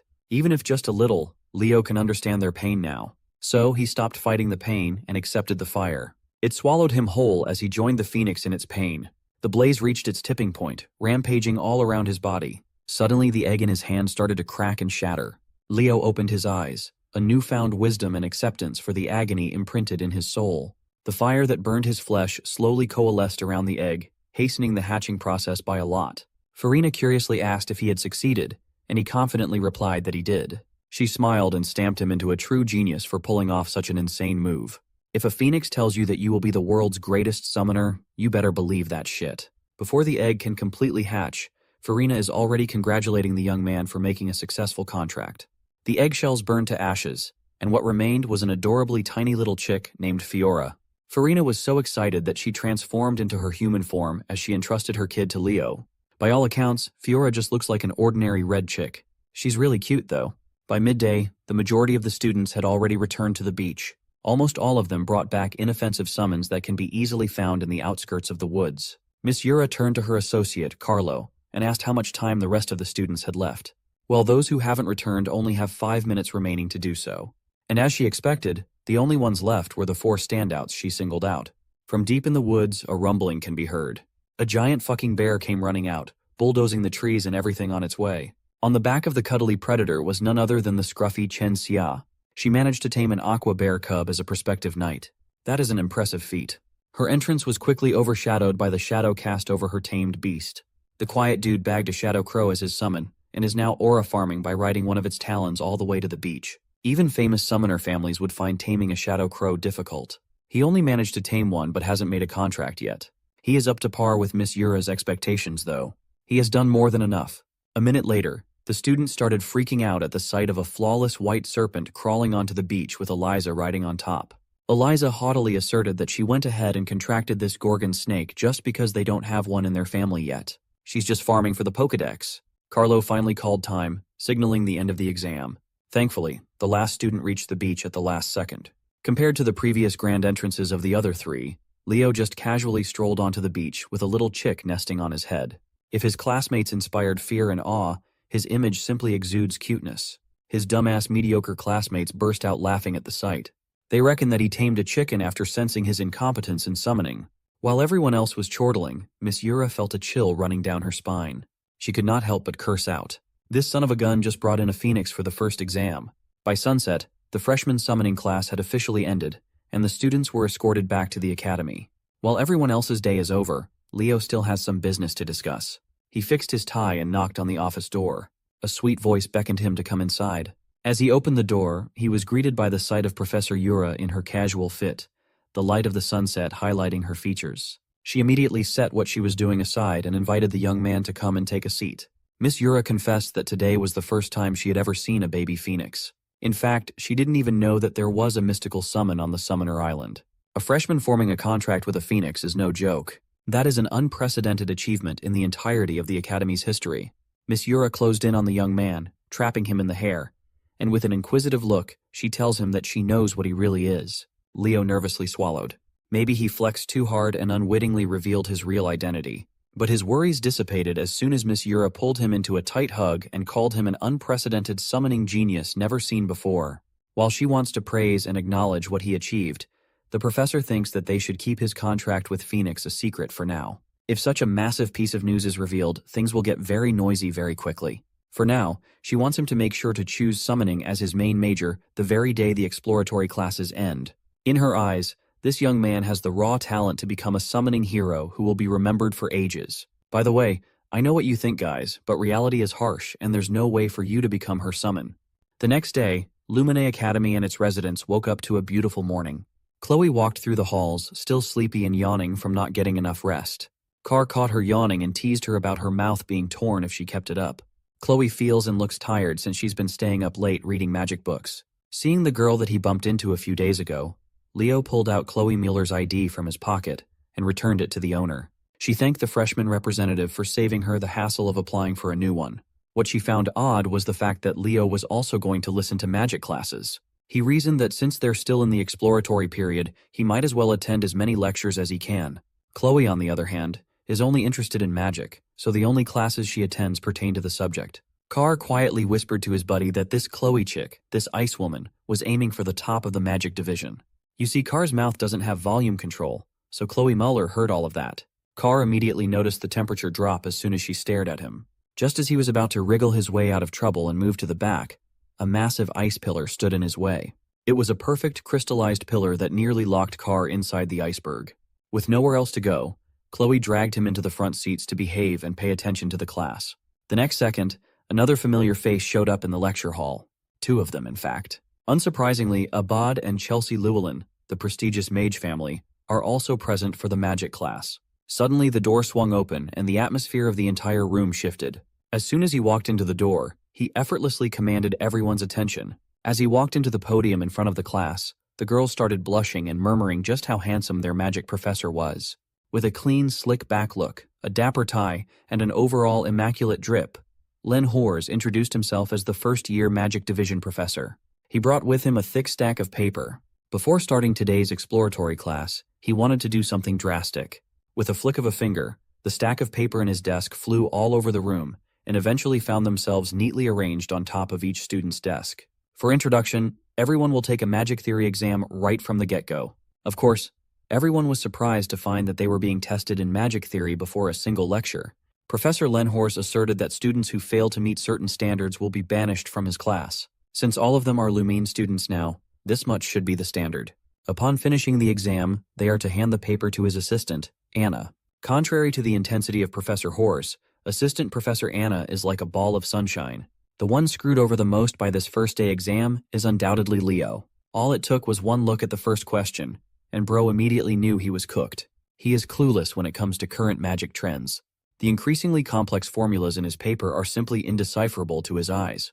While the clock ticks, every student tried their hardest to squeeze the last bit of their brain juice to answer the intricate questions. As grains of sand fall to the bottom of the hourglass, tensions rise. Their futures as magic heroes depend on this exam. When the time was up, the students discussed how surprisingly easy the exam was. But none of the best and the brightest managed to answer the last question. Compared to them, Leo was stressed. He only managed to answer one question even though he really tried his hardest. As he shakily submitted his paper, he regretted not learning more about modern magic before coming here. Thinking that it was hopeless, he immediately left. He couldn't stand staying in the lecture hall out of embarrassment. He reckoned that he should just study magic on his own time. For the past 100 years, magic has evolved by leaps and bounds. Magic that once required a perfect understanding of complex concepts can now be used just by memorizing mind-numbing activation conditions. Professor Hors quickly checked the papers. Bro didn't even need any supplies. He's raw dogging it with his fingers.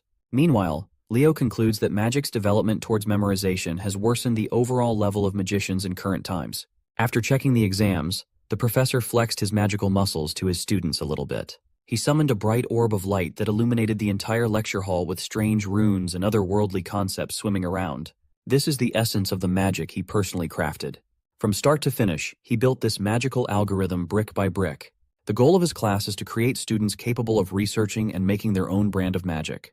That is also why he made them take a test on the first day of exploratory classes. There were 49 questions worth 1 point each, based on simple memorization of increasingly difficult concepts. The last question, worth 51 points, analyzes the true essence of magic. Professor Hors hopes that in the future, his students can become magicians capable of solving that last question. Chelsea breathes a sigh of relief. Now she can rest assured that no one else got the last question correctly. She didn't even know where to start solving it. She looked up and saw Leo's seat empty with his exam paper neatly laid down, thinking that he had given up. That bummed her out. It would have been nice to attend magic classes with him. After the professor's impassioned speech, his assistant came up to him and whispered something with urgency. Anna quietly told him that there was a student who solved the 50th question correctly, shocking the stern professor. The stoic and firm Len Hors vanished. He heartily laughed in front of the class upon hearing such good news. He asked his class who among them just made history as the first student to figure out the 50th question in one take and get a perfect score. Professor Hors was blushing and salivating at the thought of molding a generational magic genius. But Anna quickly corrected him and said that the student didn't get a perfect score. That was fine too. He didn't let that bother him. He reckoned that the student must have missed a few items due to spending so much time at the last part. Then Anna just dropped the bombshell with another whisper. The student who got it right only solved the last question and left the other 49 untouched. The professor demanded the name of the student, and Anna gave him Leo Plov's student file. Professor Hors called Leo's name out loud, ordering him to stand up. But it was too late. Even his friends didn't notice him slinking out of the classroom after shamefully submitting his work. To break the awkward silence in the room, Chelsea carefully raised her hand and explained that Leo left right after finishing the test. His test score is an utter anomaly. He technically scored the highest out of everyone else by solving the last part and nothing else. The subject of the magic class's uproar is already in the cafeteria, hanging out with Celia. He shared what just happened, and she laughed at his face for fucking up the exam. He got a cute baby bird in the summoning class, and he crashed out in the magic class. In Celia's opinion, Leo must realize that he's doing something wrong with his school life. She insisted that he should just focus on his swordsmanship. He's a knight major after all. When asked if she would like to do some stamina training, she immediately changed the subject. Their friendly conversation was interrupted by a ghastly presence zooming in behind Leo. Professor Hors is fuming. He thinks this knight major kid just made fun of his class. He confronted him about leaving after just one question. He asked if the questions were so easy that they weren't worth answering. Leo stood up and respectfully cleared up the misunderstanding. He confessed that he genuinely thought he had zero chance of passing that exam. For him, every question except the last problem was way too hard, and he had no clue where to even start with any of them. He slyly explained that he studied magic on his own by reading old magic books, so he wasn't up to date with any of the modern ones. A thought started forming inside the professor's mind. He then picked up the young man off the floor like he was a cat or something. When he let go, Leo had never been so confused in his entire life. Meanwhile, the professor's eyes are gleaming with joy and possibilities as he urges Leo to follow him for a moment. Leo did not even get the chance to refuse or ask where they were going. Professor Hors grabbed his collar and dragged him out of the cafeteria like a child who had just found his new favorite toy. Celia was frozen in her seat. This was her first time seeing the Academy's professor of magical theory, and he made quite an eccentric impression. Poor Assistant Anna missed his boss by a few seconds. She failed to make sure that Len Hors didn't do anything strange. The poor lady didn't even have the chance to catch her breath as she tried to chase after the madman. The professor brought Leo to his office, started scribbling magic theory problems on his chalkboard, and asked the young man to solve them for him. He reckons that if the boy did not solve the final question out of pure luck, then he must already have his own established magic system in his mind. Professor Hors stood on the sidelines waiting for the young man to show him a new magic system through the solutions. But not even 10 seconds passed, and Leo had already finished writing his final answer on the board. Shocked and a little frightened, he asked if Leo had mentally solved all the questions he had presented. That's more or less what Leo did. The professor just hit the jackpot. After all these years of mediocrity, he finally found a seedling worth cultivating into the highest echelon of heroes. Professor Brojo Satoru is right outside, minding his own business and walking through the halls. Unbeknownst to him, his calm day is about to be pestered by his overenthusiastic colleague. Professor Hors came running to him with a broad, innocent smile and eyes full of life. Bro was not having any of it. He knew that whatever his coworker was smiling about would ruin his perfectly calm day. So, he turned around and walked back in the direction he came from. Len Hors grabbed his feet while repeatedly thanking him like an overstimulated dog. Professor Albie had to use magic to keep him away. This is not the first time he has seen Len Hors act out, but he's going a bit too far today. Professor Hors didn't give a damn even if he's suspended midair. He just wanted to express his gratitude for discovering the genius that is Leo Plov. Albie was confused. Why would this magic fanatic call a knight in training a genius in magic? Hearing him mention knighthood and Leo in the same sentence made Professor Hors irate. He insisted that the kid must become a sorcerer at all costs. He won't stand by and let such a talent rot away while wielding metal sticks. Finally, his assistant and part-time babysitter Anna caught up with her boss. While he was ranting about how sending Leo to the Knights would be an insult to the field of sorcery, Albie dropped him to the ground. At least the professor is very appreciative of Anna catching his fall. After running all over the campus, the sunshine and rainbows demeanor of the assistant is gone as she insists that they return to class. Speaking of the devil, Leo walked past the commotion, and Professor Albie gave him a reassuring smile. The young man reckoned that sorcerers have not changed at all with time. Even to date, they're all lunatics. A week after the magic theory debacle, the exploratory classes finally ended. Leo is just chilling on the roof, reading his book away from any drama and over-the-top commotions. As usual, he is researching his own legacy. Today, Kyle, the supposed hero of the beginning, is widely known as a fraud. Seeing how the world moved without him and the change of perception is still weighing on his mind. While he was quietly contemplating the passage of time on the rooftop, the first-year professors were running around the campus halls. Without even knocking, they barged into the principal's office with complaints. In Professor Elan's hand is Leo Plov's application form.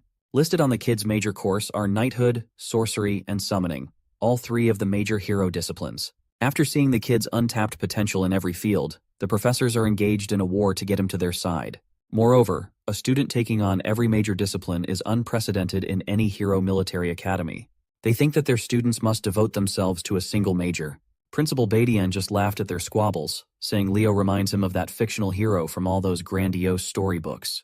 Hearing the principal made the professors pause their chaotic debates. Principal Badian cited that the fifth great hero, also known as the hero of the beginning, Kyle, is the only person who allegedly mastered all classes in history. Meanwhile, Celia and Chelsea are currently panting in exhaustion as they run around the track. Carr found Leo lounging under the shade of a tree and asked why the girls are training so heavily on a weekend. Chelsea asked Leo to train her, and he obliged. That doesn't explain why they're just running circles, though. Leo simply answered that, above all, even more important than weapons, a hero must possess unlimited stamina. This cardio exercise will enable that. Even Chelsea has completely bought into the idea that stamina is the most important aspect of a battle mage. On break, the girls flocked to Leo as he handed them water bottles to hydrate. Surprisingly, Chelsea seems to like training her stamina on the weekend. She wants to run with Leo.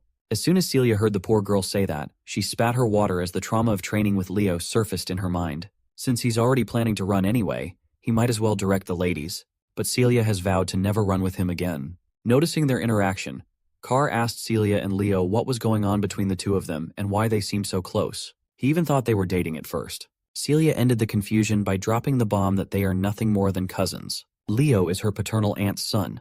The revelation that Leo has Zerdinger blood running through his veins utterly shocked Carr and Chelsea. Leo finally got off his ass and started stretching to join the ladies for the next round of hellish cardio.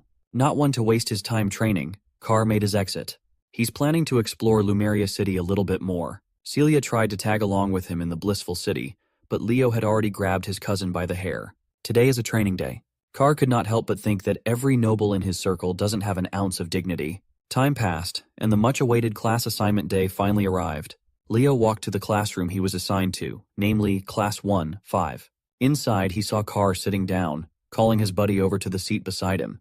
The sly businessman was the first one to arrive since he already knew what class he was going to be assigned to. Say what you want about Carr. That boy is good at gathering information. There's another familiar face in their class. Chelsea is in her seat. It's hard to tell if she's dead or alive after the hellish weekend of training with Leo. Carr asked what kind of hell Leo put the girls through, and he answered that they just went over the basics. Suddenly, a pair of lowly extras peeked through Class 5, also known as the Class of Anguish, and mockingly wondered how many of their pitiful juniors would remain after the first semester. A lazy voice interrupted their jeering. He asserted that these two seniors mocking the freshmen are much more pitiful in his eyes. The pair of extras turned around and immediately felt their blood run cold. A man with uncombed dark hair and an unkempt beard stood before them. His aura was suffocating and overwhelming. He is Herod Edmund, homeroom professor of Class 1-5, also known by his nickname, the Wailing Wall. This dude told the extras to form a chair with their bodies, and they did it out of fear. He sat on his human chair and addressed his students as worthless dregs. Class 1-5 is the class for failure, which scored the lowest among the incoming students. Professor Edmund is pretty sure that the kids have already heard rumors about him.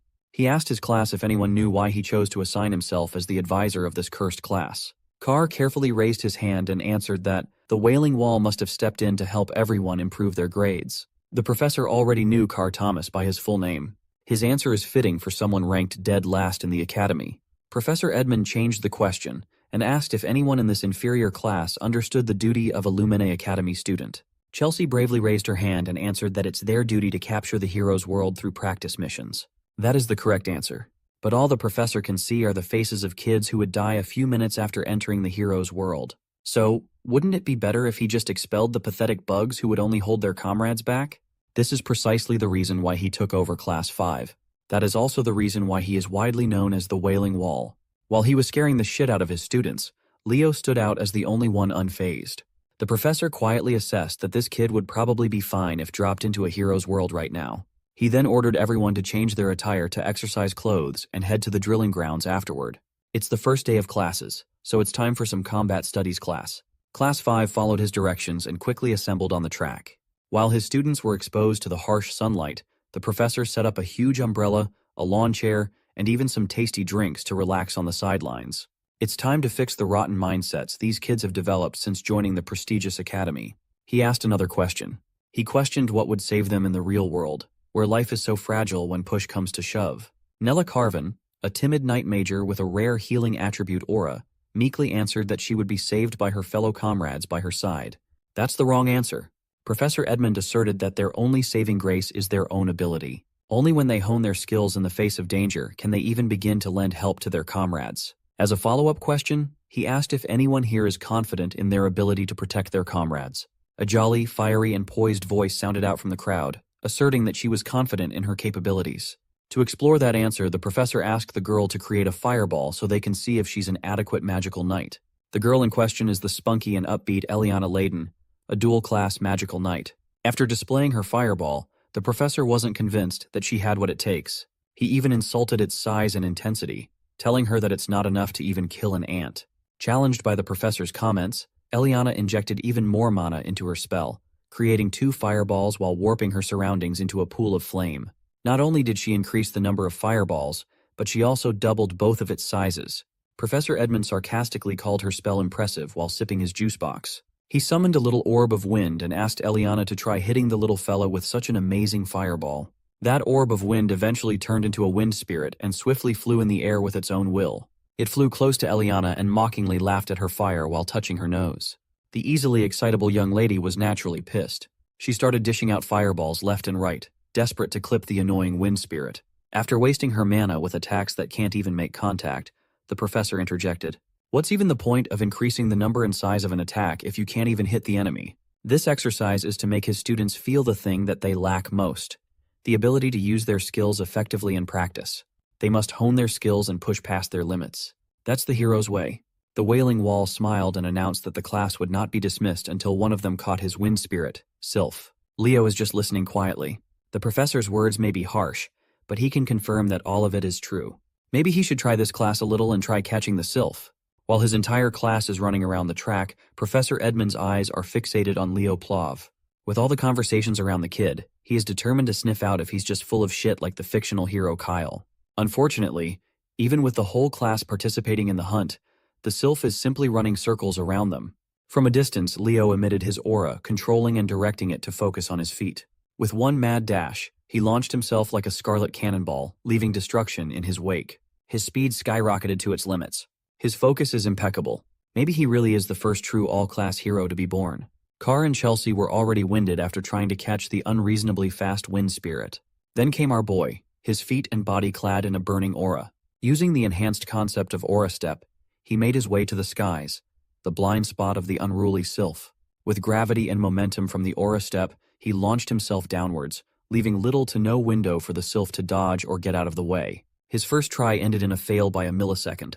It looked like he botched his first attack, but the smile on his face says otherwise. He subtly manipulated the streaks of aura in his hand, forming a thread that attached itself to the Sylph's foot. This effectively held the wind spirit in place to be grabbed. Unfortunately, none of the Class 5 students got to the stunned Sylph first. It was captured by the lighting-fast brat Duran instead. Just as expected, his speed is really outstanding. But he only captured the Sylph due to Leo's aura thread restricting its movements.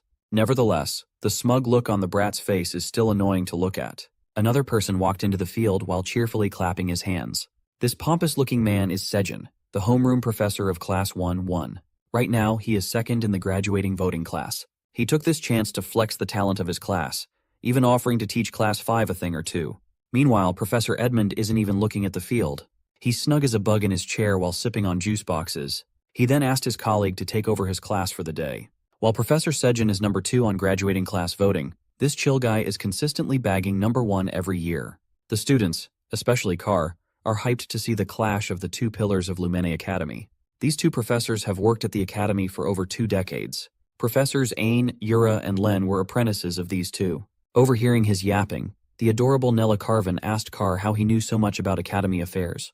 Unfortunately, this boy has no riz at all and is prone to scaring the hose. Professor Sejin haughtily laughed.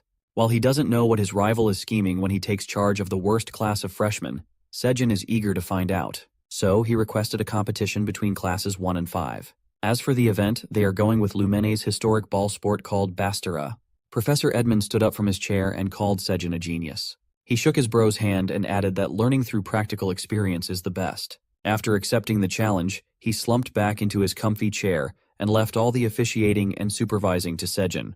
Professor Sejin can't fathom just how he keeps on losing the graduating class vote to this lazy-ass man while his students look at him with pity. At least the Wailing Wall addressed his class one more time, saying that this Bastera match against Class 1 is an opportunity for them to practice their skills. And one last thing, he warned them that if they lose, everyone in the class will be expelled. Hearing that, even the students are shocked since it's their first class ever with him. Not to mention that their opponent is Class 1, a class with 3 captains on their side. Herod doesn't care about their excuses and tells them to try even harder in that case. Also, he thinks there's very little for them to worry about when they've got the freshman representative of all people in their class. He instructs Leo to choose 6 candidates for the competition. Contemplating his teacher's request, Leo is certain that he's being tested for some reason. It's not coming through a place of disgust. Rather, the kids in his class have all lost their spirit after just 1 week of enrollment. With their spirits crushed, Leo thinks that Herod wants to use him as a means to lead the defeated students of Class 5, since they've lost all hope already. Class 1's teacher uses his magic to create the arena, while Leo thinks that there has got to be some kind of way out in the Bastera competition, a way to help his classmates from their despairing situation. Lumine Academy's top brass are facing Class 5. Even Chelsea is sweating bullets in fear. She tries to explain the rules of the Bastera game because Leo doesn't know a thing about it. The game is a combat sport that stood the test of time at the academy. Based on that description, it doesn't sound more special than just a ball game. Thomas explains that it isn't so simple like that. In reality, it's much more threatening than a simple game. The Sword Princess Celia eggs on Chelsea for looking pale in defeat. Her provocation ends up with Chelsea lashing out in anger, refusing to lose to a Zerdinger. Leo, on the other hand, is as cool as cucumber and urges them to relax, since they won't be losing anytime soon. Celia is pissed and wants to show him the results of her training soon enough. As for Chloe, she's hell-bent on scoring a win against the freshman representative, unlike their previous outcome. Anyway, Sejin tells the participants to approach the arena. Leo looks to his classmates to ask who's going to join. 2 of them step forward, those being Chelsea and Eliana. The stakes are high as losing guarantees expulsion, which is why they're willing to do whatever it takes to win. Thomas and the others also quickly follow suit, as Leo signals to the professor that their class is ready to begin. Sejin whips out the ball and tosses it up in the air. Each participant from both teams has their eye set on the ball. The game begins with Duran and Leo reaching for the ball, but Lightning Boy is a second faster and manages to snatch the ball, seizing the initiative. The game has literally just started, and this man Leo decides that now would be a good time to learn the rules. Turns out the rules are quite simple. All he has to do is infuse the ball with aura, shooting it into the goal without using one's body. The first team to reach 11 points will win the game. Duran is on a rampage and releases the ball at a thunderous speed, causing Leo to evade it at the last second. As for Thomas, he couldn't even see the ball as it cut past him and scored right into the net. The first goal has been secured by Duran of Class 1, and has already caused even greater despair for Class 5 students. Tide is feeling the pressure and thinks they're all going to be expelled at this rate. So now, Leo wants to know about how one could acquire the ball. There are basically 3 ways to do that. They can do it if the ball goes out of bounds during their opponent's turn, or if someone can catch the ball. As Tide is about to explain the final method, their conversation is interrupted with Eliana getting brutally taken down by Celia's explosive throw. The Sword Princess mocks them for carelessly talking when they should instead be focusing on the match. The situation is really bad for Eliana. Players can't directly attack or block opposing players, so the third way is to cause the participant unable to continue. The only way to do that is by attacking others with the ball. Leo has heard enough and seizes control of the ball, believing that it's the right time for them to fire back. Eliana is rendered unable to continue, leaving Class 5 with 1 less classmate to fight with. Both professors are observing the match. Sejin reflects that any team with an advantage of the fire element usually possess overwhelming advantage in the game, and when it comes to the House of Zerdinger, their flames are the most powerful. He can't figure out why Herod decided to entertain the challenge, knowing that the Sword Princess is in Class 1. He thinks that there's just no way for Herod's class to fight back. In response, the lousy professor simply yawns at him, as if to think nothing of his words. Addressing Sejin, Herod brushes an old memory of his first student from the House of Zerdinger. That woman is known as the Empress of Bastera, a complete monster in the game. Herod is happy to share that her child is playing the match for Class 5, a piece of knowledge that shakes Sejin. Back to the game, Class 5 is acting like a whiny bunch, selling themselves short and regretting their decision to join the academy. Celia sees Leo casting his flames and realizes that he's finally getting serious. Charging an ever-burning fireball, he releases the ball at such a monstrous speed that it requires Chloe's icicle mountain to stop its wrath. She acts all high and mighty, thinking that she's successfully deterred his strike. But Leo shockingly appears next to her, having read her like a book. Leo confidently declares that he'll score regardless. He jumps up and punches the shit out of the ball with his fist, causing Chloe's barrier to tear away like butter. Even Sejin is impressed by the boy's impressive battle IQ. Class 5 cheers in support for the freshman representative. The professor of Class 1 understands now that the true game has just begun. We then see a bunch of goals scored, causing the number to jump up to 9 against 10. Many players were even incapacitated during the match. Finally, the lightning-fast Duran releases his strike, hoping for this throw to end the match. But in the end, Thomas sacrifices his body, putting his everything to stop the ball from scoring. He manages to catch the ball at the brink of mana exhaustion. In the end, Thomas collapses, causing both classes to stand at an equal footing. However, Class 5 only has Leo left, while Class 1 has all three of its captains intact. It seems like a great disadvantage for their class in terms of numbers alone. Ice Mage Chloe is ready to exact her revenge after her crushing defeat in the previous exam. She forms numerous copies to further increase their defenses. Leo is about to take his one final leap against Celia and Duran. His feet arched from the ground, he blitzed with inhuman speed, shocking the three captains with how fast he vanished. Leo flash steps at such an incredible pace that he dribbles past Celia without her noticing. He has no intentions of taking them head-on, which means he's aiming for the goal. This leaves everything to Chloe to defend. She's trying her best to locate the real Leo among his own copies. Just analyzing this level of magic leaves her winded as Leo zooms past her. Chloe collapses in defeat, questioning how a mere human is capable of using the magic of the elves. In the end, not even the three captains could stop him, and the conclusive winner of the match is Class 5. Leo's name is chanted as Class 5 students celebrate in joy. They were so close to getting expelled. Sejin is surprised to learn that Herod put them on death grounds just to win the match.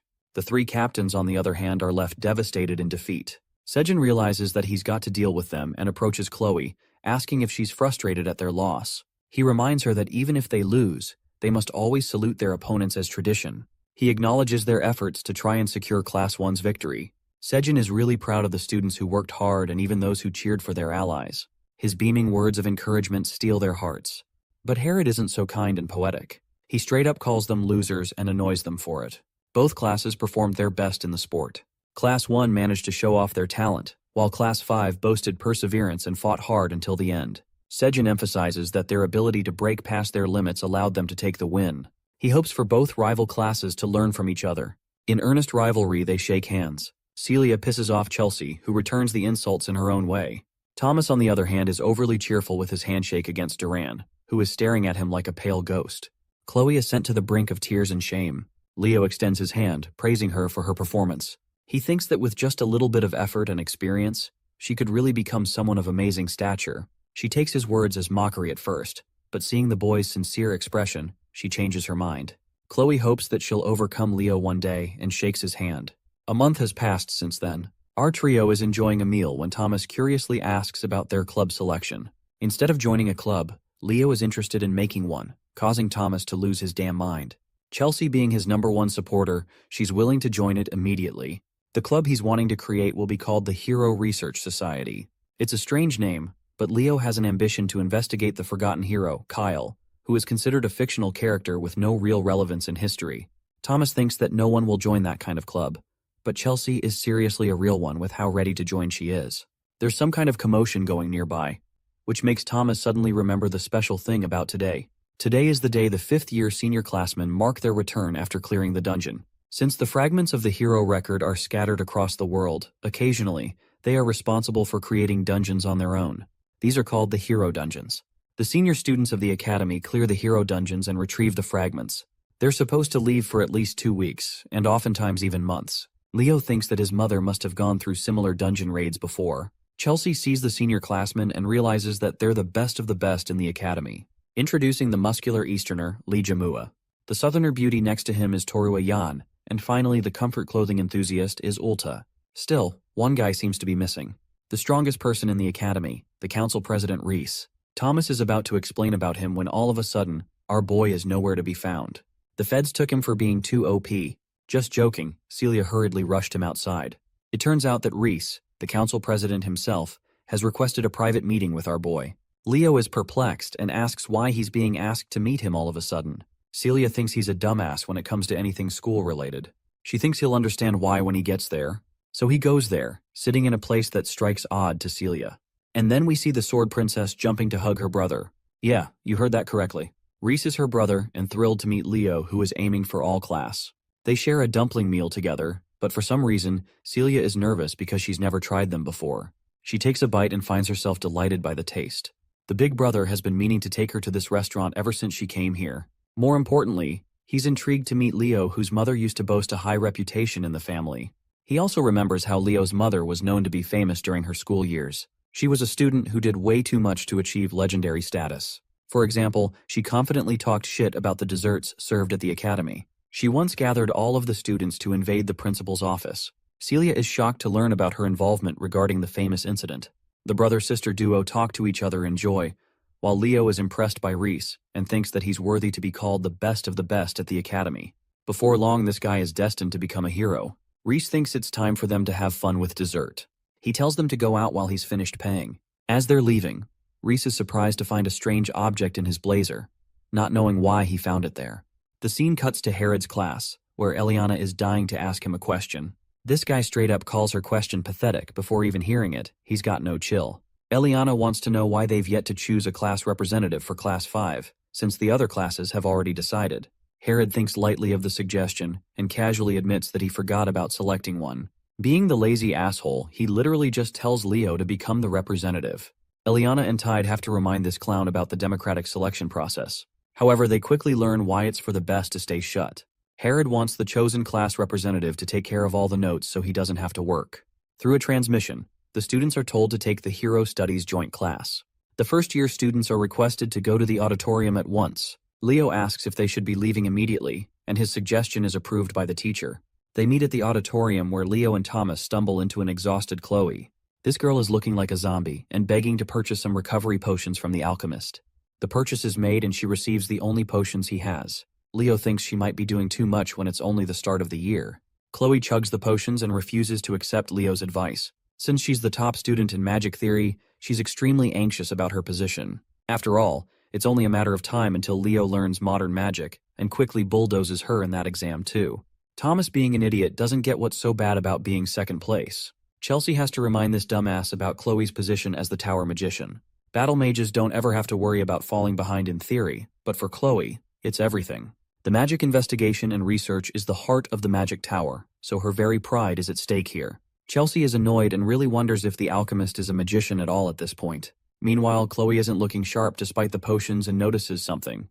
Right then, we see Headmaster Kalian observing the strange reaction of the damaged hero's page. Reese has brought the hero's page and claims that it reacted to something. It ended up damaged to a certain extent that it should never have reacted, and yet it did. There wasn't even a relic around for it to happen. The headmaster asks if it reacted after the incident, and learns that it didn't react again. Kalian is deep in thought and has decided to focus on this matter on his own. He tells Reese to rest up as he just returned from the mission. The headmaster asks his assistant Elena to take the damaged hero's page to the auditorium in the Hall of Beginnings. He wants it to be present in the first year's joint class session. We come to learn that fragments as small as this are capable of reacting if the person mentioned in the hero's record comes in contact with it. In this case, it's Leo, but none of them know that yet. In the Academy's auditorium, the first years are sharing their first joint class session together. There's too much noise, which is why the cute Professor Artian has to request them to remain silent. Ignoring her warnings, they still bicker about carelessly. Artian is fed up and releases her fiery rage, reminding them with a shivering warning to shut up unless they're looking to die. Her cute and shy demeanor suddenly turned into cruel and killing intentions. She cusses the heck out of them for being morons. Artian experiences a jolt after learning that they've all gone quiet. She returns to her dainty and shy demeanor, acting like nothing happened just now, while the rest of the students are sweating bullets. They've simply come to accept that she's scary as hell when she needs to be. Leo has observed her powers and regards her as a spiritualist, which were extremely rare even in his previous life. Artian initiates the class session with a dagger in hand. She talks about the appearance of the hero record and what caused the hero clans to appear in the first place. In order to open a hero's world, an object holding sentimental value to that hero is required. Basically, a medium of some kind. That's why it's much easier for the hero's descendants to open a hero's world without much difficulty. It's also why the Academy reserves the hero's records, treasuring the relationship built between their families. To give it a perfect analogy, it's kind of like the relationship between a key and a treasure chest. Leo's impressed by the explanation and is all ears to hear what's next. Artian continues to emphasize the importance of hero studies, which is crucial for uncovering clues about a hero's world and increasing their understanding. As the students advance through the years, they'll end up choosing a hero to draw strength from and clear their pages. The professor's explanation is cut short by Elena's sudden appearance. She showcases them a hero records fragment that the 50-year students recently collected. Seeing the mystical object, the students roar in excitement. She opens it up slightly before closing it shut. Artian wants to tell them anything before experiencing what it's like to see the fragment. She wants to know about their intentions after becoming heroes. Celia jumps ahead and claims that she wants to become the strongest knight in her family's lineage. Artian is impressed by her ambitious goal. Meanwhile, Chloe is interested in writing a spell book that acts as a record of her original creations. Many students exchange their ambitions all the same. Thomas wants to play a supportive role to the hero candidates. At last, Leo stands up to declare his outrageous goal. His objective is to fully destroy Erebos for good. This declaration catches the attention of not only the students, but also the professors. Ardian tries to transition smoothly, despite being shaken by his words. The rest of the students from the other classes are gossiping about his fancy goal, believing that they're just empty words. As for the professors, Herod is kind of stumped, knowing that Leo just doesn't say things without intention. It's been 1,000 years since Erebos was divided into multiple pieces and sealed. However, he's also resurrected in similar ways over the recent years. Even a single piece is responsible for unleashing much destruction. But this kid just started the impossible. He doesn't just want to eliminate one piece of the demon, but the entirety of Erebos itself. Ardian wants to help explore the hero's record at last. She wants to give each class a chance to guess the hero's page, before moving on to her explanation of how one can clear a hero's world. She also advises them in the case of unexpected situations, reminding them that the professors will always be monitoring them, so they shouldn't be messing around carelessly. The students are excited and stammered to finally experience the joy of touching a hero's record. Ardian thinks it's only right to call the representatives of each class to step forward. Celia from Class 1, Leo from Class 5, then Abad and Chen from the remaining classes. There were actually 2 fragments retrieved from the dungeon, but for the purpose of their lesson, they'll only be using one. The second piece is quite small in comparison, but it's still here to show them the different shapes. First up is Leo, who proceeds to interact with the piece, prompting the hero record to open. The hero's name and chapter are both hidden, but even the professors are worried that the record is reacting harshly. All of them are transported inside the nameless hero's world, baffled to discover an environment of chaos and destruction.